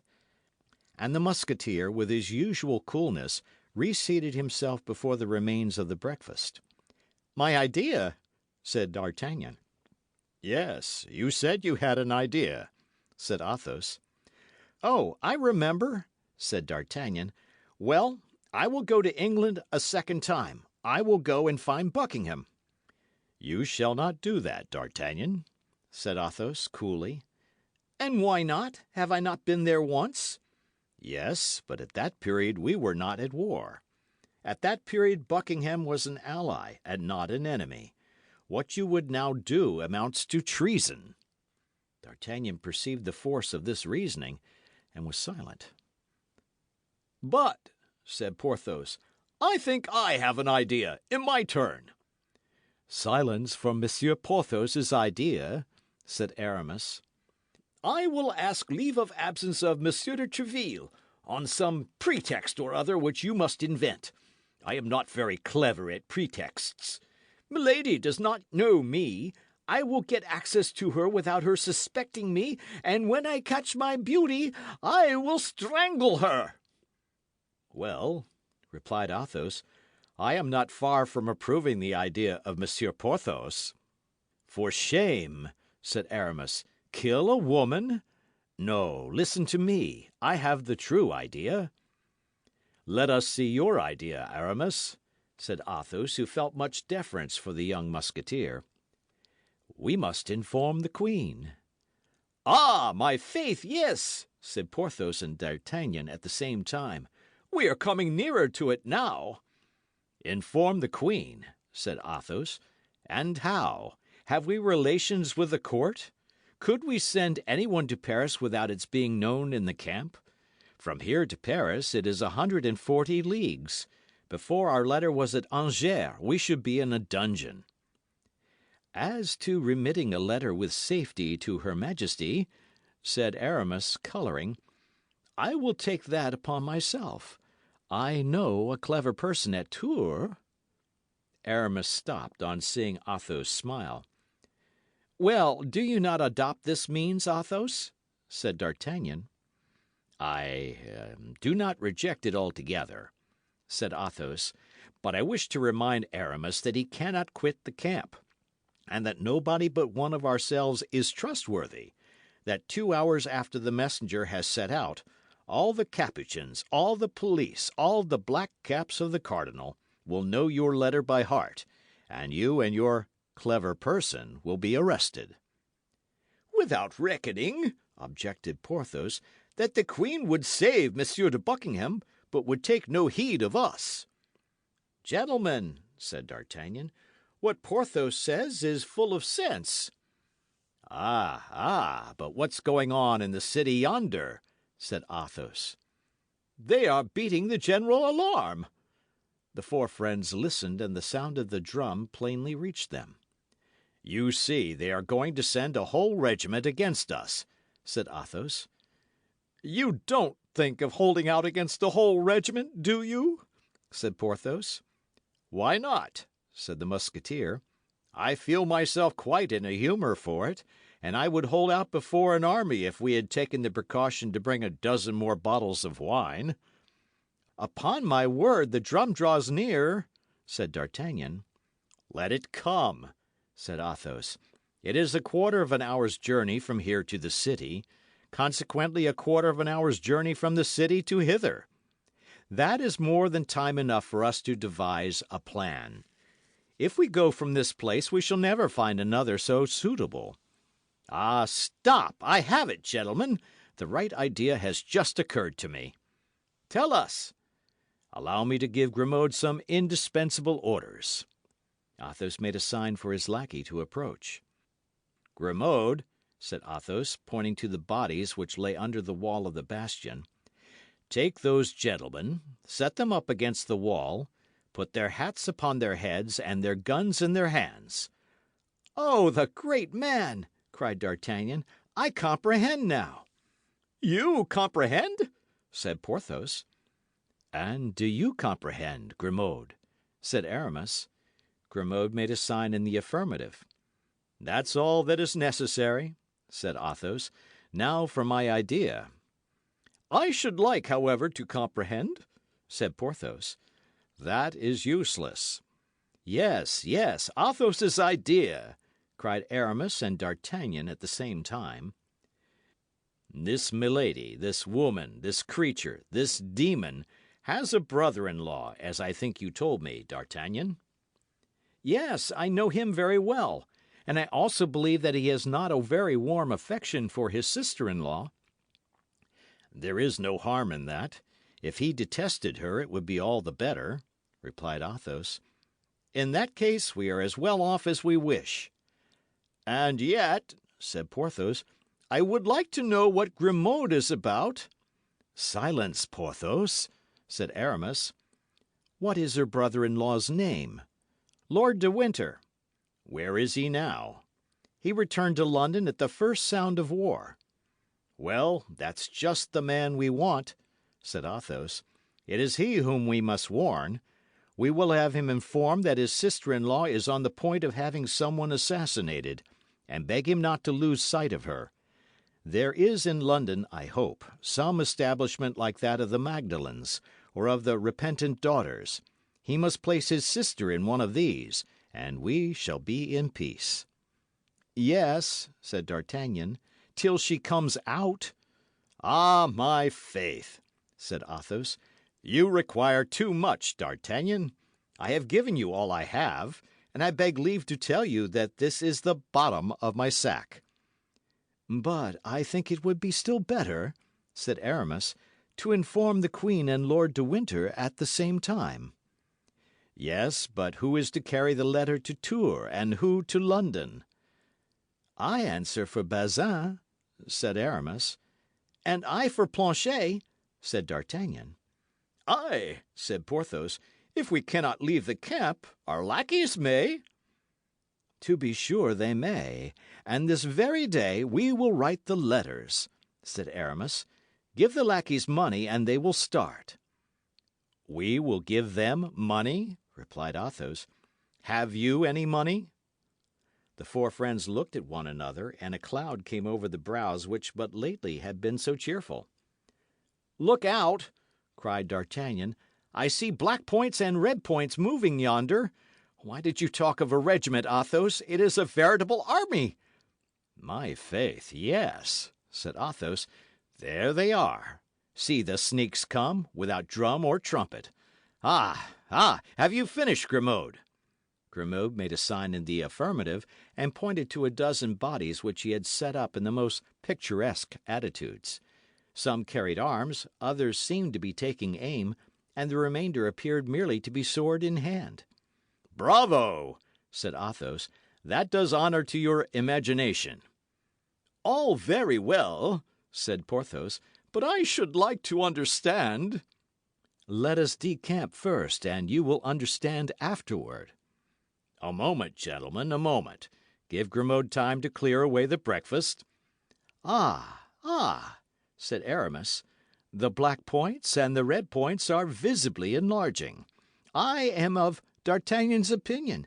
We have no time to lose in regaining our camp." "My faith," said Athos, "I have nothing to say against a retreat. We bet upon 1 hour, and we have stayed an hour and a half. Nothing can be said. Let us be off, gentlemen, let us be off." Grimaud was already ahead, with the basket and the dessert. The four friends followed, 10 paces behind him. "What the devil shall we do now, gentlemen?" cried Athos. "Have you forgotten anything?" said Aramis. "The white flag, morbleu! We must not leave a flag in the hands of the enemy, even if that flag be but a napkin." And Athos ran back to the bastion, mounted the platform, and bore off the flag. But as the Rochellais had arrived within musket range, they opened a terrible fire upon this man, who appeared to expose himself for pleasure's sake. But Athos might be said to bear a charmed life. The balls passed and whistled all around him, not one struck him. Athos waved his flag, turning his back on the guards of the city, and saluting those of the camp. On both sides loud cries arose; on the one side cries of anger, on the other cries of enthusiasm. A second discharge followed the first, and 3 balls, by passing through it, made the napkin really a flag. Cries were heard from the camp. "Come down! Come down!" Athos came down. His friends, who anxiously awaited him, saw him returned with joy. "Come along, Athos, come along!" cried D'Artagnan. "Now we have found everything except money. It would be stupid to be killed." But Athos continued to march majestically, whatever remarks his companions made, and they, finding their remarks useless, regulated their pace by his. Grimaud and his basket were far in advance, out of the range of the balls. At the end of an instant they heard a furious fusillade. "What's that?" asked Porthos. "What are they firing at now? I hear no balls whistle, and I see nobody." "They are firing at the corpses," replied Athos. "But the dead cannot return their fire." "Certainly not. They will then fancy it is an ambuscade. They will deliberate, and by the time they have found out the pleasantry, we shall be out of the range of their balls. That renders it useless to get a pleurisy by too much haste." "Oh, I comprehend now," said the astonished Porthos. "That's lucky," said Athos, shrugging his shoulders. On their part, the French, on seeing the 4 friends return at such a step, uttered cries of enthusiasm. At length a fresh discharge was heard, and this time the balls came rattling among the stones around the 4 friends, and whistling sharply in their ears. The Rochellais had at last taken possession of the bastion. "These Rochellais are bungling fellows," said Athos. "How many have we killed of them? A dozen? Or 15. How many did we crush under the wall? 8 or 10. And in exchange for all that, not even a scratch." "Ah, but what is the matter with your hand, D'Artagnan? It bleeds, seemingly." "Oh, it is nothing," said D'Artagnan. "A spent ball?" "Not even that." "What is it, then?" We have said that Athos loved D'Artagnan like a child, and this sombre and inflexible personage felt the anxiety of a parent for the young man. "Only grazed a little," replied D'Artagnan. "My fingers were caught between 2 stones, that of the wall and that of my ring, and the skin was broken." "That comes of wearing diamonds, my master," said Athos disdainfully. "Ah, to be sure!" cried Porthos. "There is a diamond. Why the devil, then, do we plague ourselves against money when there is a diamond?" "Stop a bit," said Aramis. "Well thought of, Porthos. This time you have an idea." "Undoubtedly," said Porthos, drawing himself up at Athos's compliment. As there is a diamond, let us sell it. But, said D'Artagnan, it is the queen's diamond. The stronger reason why it should be sold, replied Athos. The queen savor Monsieur de Buckingham, her lover, nothing more just. The queen saving us, her friends, nothing more moral. Let us sell the diamond. What says Monsieur the Abbé? I don't ask Porthos. His opinion has been given. Why, I think, said Aramis, blushing as usual, that his ring not coming from a mistress, and consequently not being a love token, D'Artagnan may sell it. My dear Aramis, you speak like theology personified. Your advice, then, is— to sell the diamond, replied Aramis. Well, then, said D'Artagnan gaily, let us sell the diamond, and say no more about it. The fusillade continued, but the four friends were out of reach, and the Rochellais only fired to appease their consciences. My faith, it was time that idea came into Porthos's head. Here we are at the camp. Therefore, gentlemen, not a word more of this affair. We are observed. They are coming to meet us. We shall be carried in triumph. In fact, as we have said, the whole camp was in motion. More than 2,000 persons had assisted, as at a spectacle, in this fortunate but wild undertaking of the four friends, an undertaking of which they were far from suspecting the real motive. Nothing was heard but cries of "Live the Musketeers! Live the Guards!" Monsieur de Busigny was the first to come and shake Athos by the hand, and acknowledge that the wager was lost. The dragoon and the Swiss followed him, and all their comrades followed the dragoon and the Swiss. There was nothing but felicitations, pressures of the hand, and embraces. There was no end to the inextinguishable laughter at the Rochellais. The tumult at length became so great that the cardinal fancied there must be some riot, and sent La Houdinière, his captain of the guards, to inquire what was going on. The affair was described to the messenger with all the effervescence of enthusiasm. "Well?" asked the cardinal, on seeing La Houdinière return.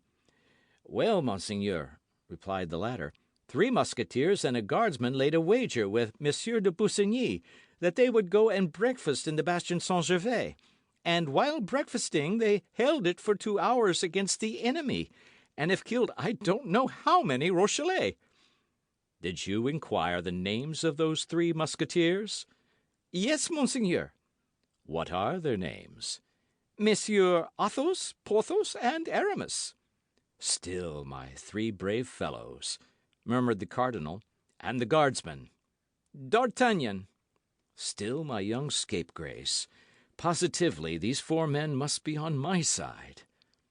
The same evening the cardinal spoke to Monsieur de Tréville of the exploit of the morning, which was the talk of the whole camp. Monsieur de Tréville, who had received the account of the adventure from the mouths of the heroes of it, related it in all of its details to his Eminence, not forgetting the episode of the napkin. "That's well, Monsieur de Tréville," said the cardinal. "Pray let that napkin be sent to me. I will have 3 fleurs-de-lis embroidered on it in gold, and will give it to your company as a standard." "Monseigneur," said Monsieur de Tréville, "that will be unjust to the guardsman.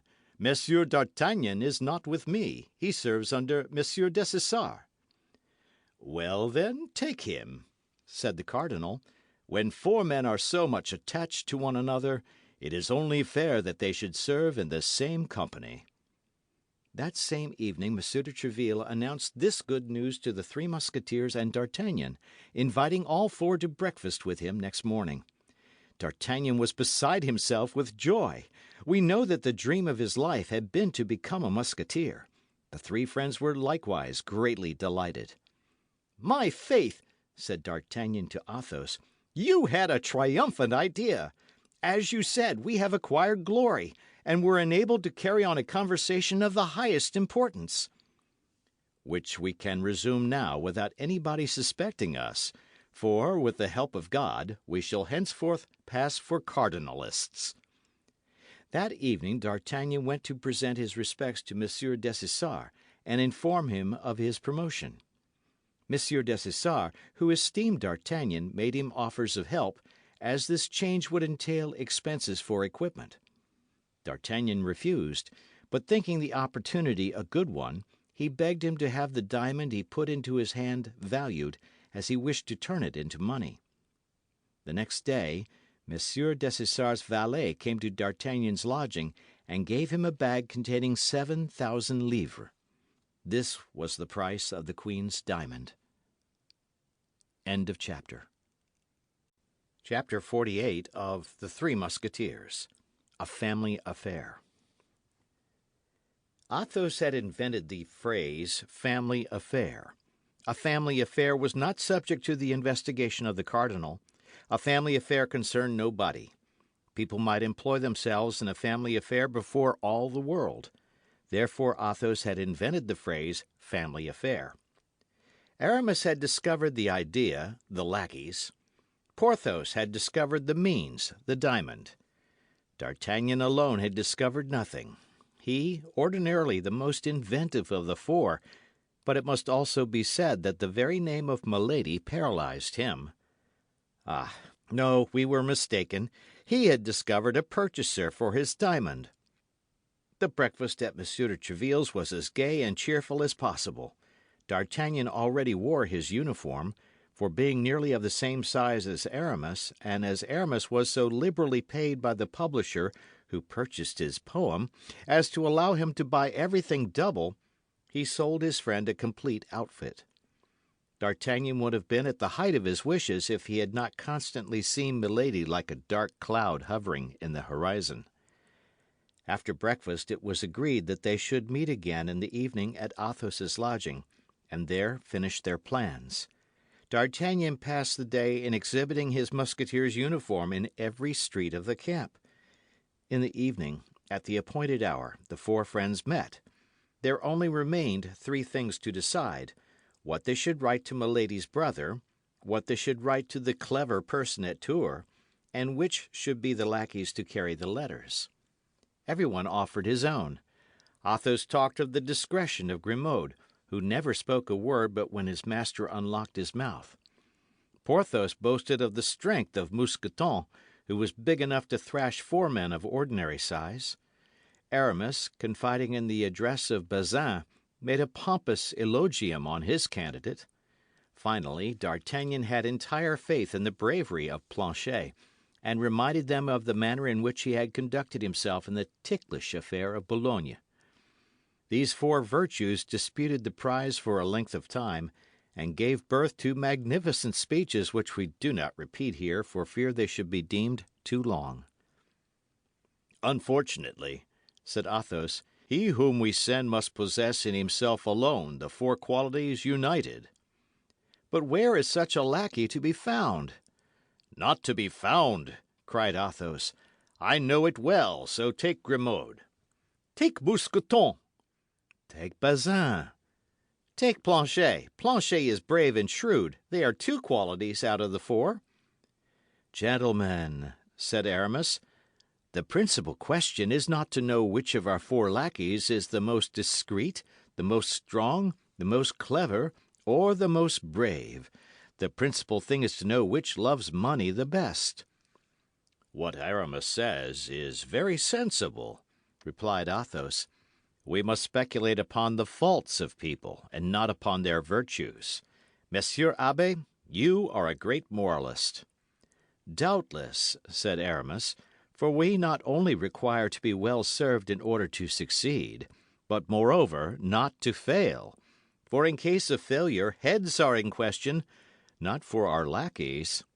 Speak lower, Aramis, said Athos. That's wise. Not for the lackeys, resumed Aramis, but for the master. For the masters, we may say. Are our lackeys sufficiently devoted to us to risk their lives for us? No. My faith, said D'Artagnan, I would almost answer for Planchet. Well, my dear friend, add to his natural devotedness a good sum of money, and then, instead of answering for him once, answer for him twice. Why, good God, you will be deceived just the same. said Athos, who was an optimist when things were concerned, and a pessimist when men were in question. They will promise everything for the sake of the money, and on the road fear will prevent them from acting. Once taken, they will be pressed. When pressed, they will confess everything. What the devil! We are not children. To reach England, Athos lowered his voice, all France, covered with spies and creatures of the cardinal, must be crossed. A passport for embarkation must be obtained, and the party must be acquainted with English in order to ask the way to London. Really, I think the thing is very difficult. Not at all, cried D'Artagnan, who was anxious the matter should be accomplished. On the contrary, I think it very easy. It would be, no doubt, parbleu, if we write to Lord de Winter about affairs of vast importance, of the horrors of the cardinal. Speak lower, said Athos. Of intrigues and secrets of state, continued D'Artagnan, complying with the recommendation. There can be no doubt we would all be broken on the wheel. But for God's sake, do not forget, as you yourself said, Athos, that we only write to him concerning a family affair, that we only write to him to entreat that as soon as Milady arrives in London, he will put it out of her power to injure us. I will write to him, then, nearly in these terms. Let us see, said Athos, assuming in advance a critical look. Monsieur and dear friend— Ah, yes, dear friend to an Englishman, interrupted Athos. Well commenced. Bravo, D'Artagnan. Only with that word you would be quartered instead of being broken to the wheel. Well, perhaps. I will say, then, Monsieur, quite short. You may even say, my lord, replied Athos, who stickled for propriety. My lord, do you remember the little goat pasture of the Luxembourg? Good, the Luxembourg. One might believe this is an allusion to the Queen Mother. That's ingenious, said Athos. Well, then, we will put simply, my lord, do you remember a certain little enclosure where your life was spared? My dear D'Artagnan, you will never make anything but a very bad secretary. Where your life was spared. For shame, that's unworthy. A man of spirit is not to be reminded of such services. A benefit reproached is an offence committed. The devil, said D'Artagnan, you are insupportable. If the letter must be written under your censure, my faith, I renounce the task. And you will do right. Handle the musket and the sword, my dear fellow. You will come off splendidly at those two exercises. But pass the pen over to Monsieur Abbé. That's his province. Aye, aye, said Porthos. Pass the pen to Aramis, who writes theses in Latin. Well, so be it, said D'Artagnan. Draw up this note for us, Aramis. But by our holy father the Pope, cut it short, for I shall prune you in my turn, I warn you. I ask no better, said Aramis with that ingenious air of confidence which every poet has in himself. But let me be properly acquainted with the subject. I have heard here and there that this sister-in-law was a hussy. I have obtained proof of it by listening to her conversation with the cardinal. Lower, sacre bleu, said Athos. But, continued Aramis, the details escape me. And me also, said Porthos. D'Artagnan and Athos looked at each other for some time in silence. At length Athos, after serious reflection and becoming more pale than usual, made a sign of assent to D'Artagnan, who by it understood he was at liberty to speak. Well, this is what you have to say, said D'Artagnan. My lord, your sister-in-law is an infamous woman who wished to have you killed that she might inherit your wealth. But she could not marry your brother, being already married in France, and having been— D'Artagnan stopped, as if seeking for the word, and looked at Athos. Repudiated by her husband, said Athos. Because she had been branded, continued D'Artagnan. Bah! cried Porthos. Impossible!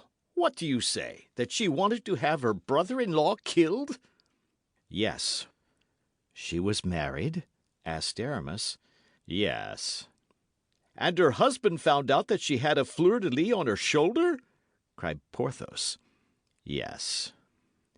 These three yeses had been pronounced by Athos, each with a sadder intonation. And who has seen this fleur-de-lis? Inquired Aramis. D'Artagnan and I, or rather, to observe the chronological order, I and D'Artagnan, replied Athos. And does the husband of this frightful creature still live? Said Aramis. He still lives. Are you quite sure of it? I am he. There was a moment of cold silence, during which everyone was affected according to his nature.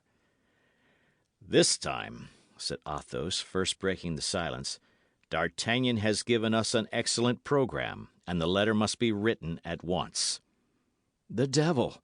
You are right, Athos, said Aramis, and it is a rather difficult matter. The Chancellor himself would be puzzled how to write such a letter, and yet the Chancellor draws up an official report very readily. Never mind. Be silent. I will write.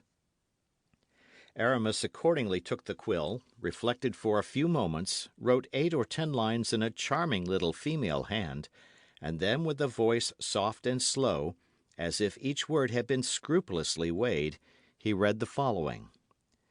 My lord, the person who writes these few lines had the honour of crossing swords with you in the little enclosure of the Rue d'Enfer. As you have several times since declared yourself the friend of that person, he thinks it his duty to respond to that friendship by sending you important information. Twice you have nearly been the victim of a near relative, whom you believe to be your heir, because you are ignorant that before she contracted a marriage in England, she was already married in France. But the third time, which is the present, you may succumb. Your relative left La Rochelle for England during the night. Watch her arrival, for she has great and terrible projects. If you require to know positively what she is capable of, read her past history on her left shoulder. Well, now, that will do wonderfully well, said Athos. My dear Aramis, you have the pen of a Secretary of State. Lord de Winter will now be upon his guard if the letter should reach him, and even if it should fall into the hands of the cardinal, we shall not be compromised. But as the lackey who goes may make us believe he has been to London and may stop at Châteauroux, let us give him only half the sum promised him, with the letter, with an agreement that he shall have the other half in exchange for the reply. Have you the diamond? Continued Athos. I have what is still better. I have the price. And D'Artagnan threw the bag upon the table. At the sound of the gold, Aramis raised his eyes, and Porthos started. As to Athos, he remained unmoved. How much in that little bag? 7,000 livres, in louis of 12 francs. 7,000 livres! cried Porthos. That poor little diamond was worth 7,000 livres. It appears so, said Athos, since here they are. I don't suppose that our friend D'Artagnan has added any of his own to the amount. But, gentlemen, in all this, said D'Artagnan, we do not think of the queen. Let us take some heed of the welfare of her dear Buckingham. That is the least we owe her. That's true, said Athos, but that concerns Aramis. Well, replied the latter, blushing, what must I say? Oh, that's simple enough, replied Athos. Write a second letter for that clever personage who lives at Tours. Aramis resumed his pen, reflected a little, and wrote the following lines, which he immediately submitted to the approbation of his friends. My dear cousin. Ah, said Athos, this clever person is your relative, then. Cousin german? Go on to your cousin, then. Aramis continued. My dear cousin, His Eminence the Cardinal, whom God preserve for the happiness of France and the confusion of the enemies of the kingdom, is on the point of putting an end to the hectic rebellion of La Rochelle. It is probable that the succour of the English fleet will never even arrive in sight of the place. I will even venture to say that I am certain Monsieur de Buckingham will be prevented from setting out by some great event. His Eminence is the most illustrious politician of times past, of times present, and probably of times to come. He would extinguish the sun if the sun incommoded him. Give these happy tidings to your sister, my dear cousin. I have dreamed that the unlucky Englishman was dead. I cannot recollect whether it was by steel or by poison, only of this I am sure I have dreamed he was dead, and you know my dreams never deceive me. Be assured, then, of seeing me soon return. Capital! Cried Athos. You are the king of poets, my dear Aramis. You speak like the Apocalypse, and you are as true as the Gospel. There is nothing now to do but to put the address to this letter. That is easily done, said Aramis. He folded the letter fancifully and took up his pen and wrote, To Mademoiselle Michon, seamstress, Tours. The three friends looked at one another and laughed. They were caught. Now, said Aramis, you will please to understand, gentlemen, that Bazin alone can carry this letter to Tours. My cousin knows nobody but Bazin, and places confidence in nobody but him. Any other person would fail. Besides, Bazin is ambitious and learned. Bazin has read history, gentlemen. He knows that Sixtus V became pope after having kept pigs. Well, as he means to enter the church at the same time as myself, he does not despair of becoming pope in his turn, or at least a cardinal. You can understand that a man who has such views will never allow himself to be taken, or, if taken, will undergo martyrdom rather than speak. Very well, said D'Artagnan. I consent to Bazin with all my heart.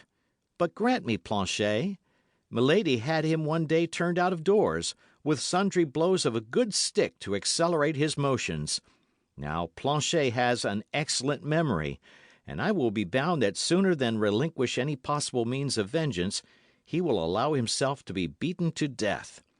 If your arrangements at Tours are your arrangements, Aramis, those of London are mine. I request, then, that Planchet may be chosen, more particularly as he has already been to London with me and knows how to speak correctly. London, sir, if you please, and my master, Lord D'Artagnan. With that, you may be satisfied he can make his way, both going and returning. In that case, said Athos, Planchet must receive 700 livres for going, and 700 livres for coming back, and Bazin 300 livres for going, and 300 livres for returning. That will reduce the sum to 5,000 livres. We will each take 1,000 livres to be employed as seems good, and we will leave a fund of 1,000 livres under the guardianship of Monsieur Abbé here, for extraordinary occasions or common wants. Will that do?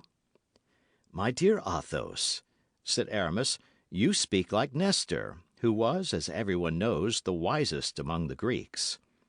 Well, then, said Athos, it is agreed. Planchet and Bazin shall go. Everything considered, I am not sorry to retain Grimaud. He is accustomed to my ways, and I am particular. Yesterday's affair must have shaken him a little. His voyage would upset him quite. Planchet was sent for, and instructions were given him. The matter had been named to him by D'Artagnan, who in the first place pointed out the money to him, then the glory, and then the danger. I will carry the letter in the lining of my coat, said Planchet, and if I am taken, I will swallow it. Well, but then you will not be able to fulfill your commission, said D'Artagnan. You will give me a copy this evening, which I shall know by heart tomorrow. D'Artagnan looked at his friends as if to say, Well, what did I tell you? Now, continued he, addressing Planchet, you have 8 days to get an interview with Lord de Winter. You have 8 days to return, in all 16 days. If, on the 16th day after your departure, at 8 o'clock in the evening, you are not here, no money, even if it be but 5 minutes past 8. Then, monsieur, said Planchet, you must buy me a watch. Take this, said Athos, with his usual careless generosity, giving him his own, "and be a good lad. Remember, if you talk, if you babble, if you get drunk, you risk your master's head, who has so much confidence in your fidelity, and who answers for you. But remember also that if by your fault any evil happens to D'Artagnan, I will find you, wherever you may be, for the purpose of ripping up your belly."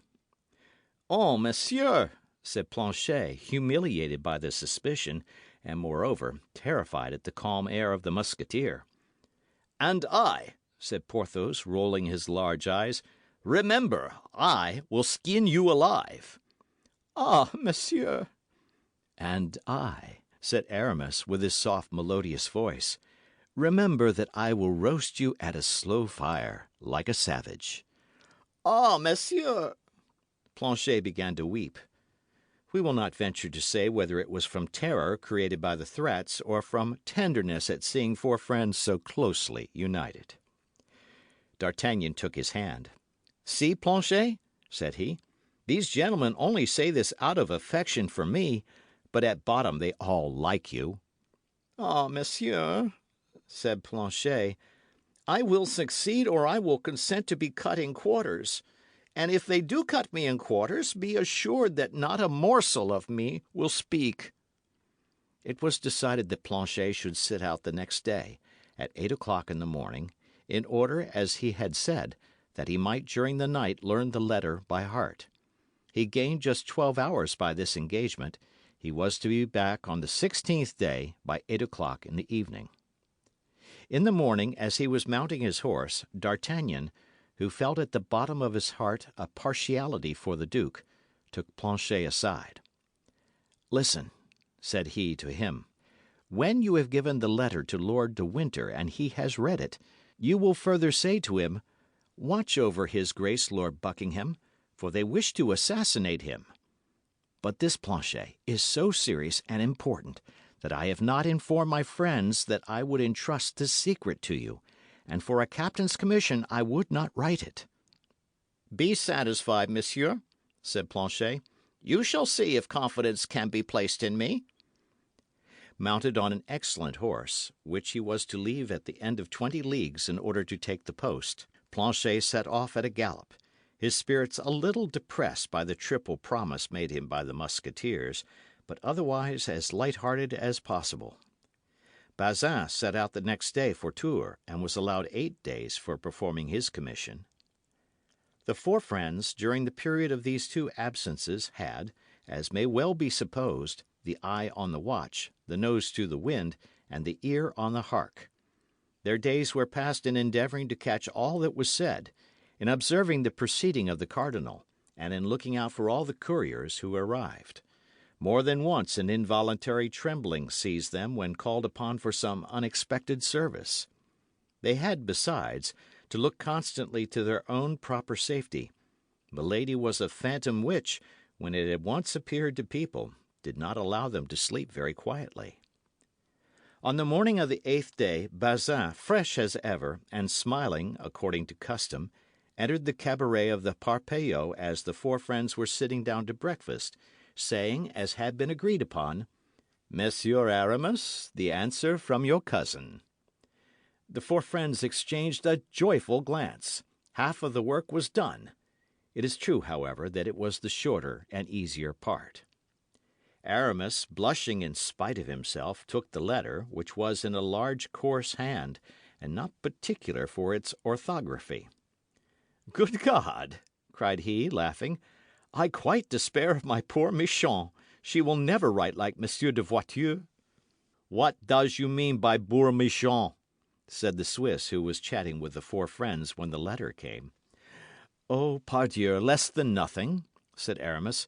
"A charming little seamstress whom I love dearly, and from whose hand I requested a few lines as a sort of keepsake." "The devil!" said the Swiss.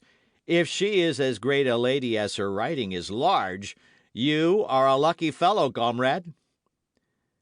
Aramis read the letter and passed it to Athos.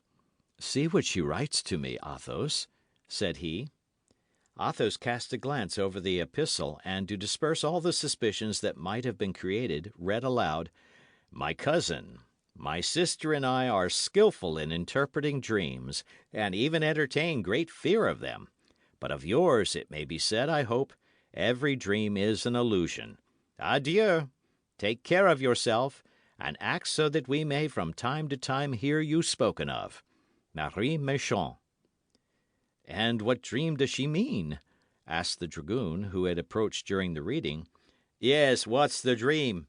said the Swiss. "Well, pardieu," said Aramis, "it was only this. I had a dream, and I related it to her."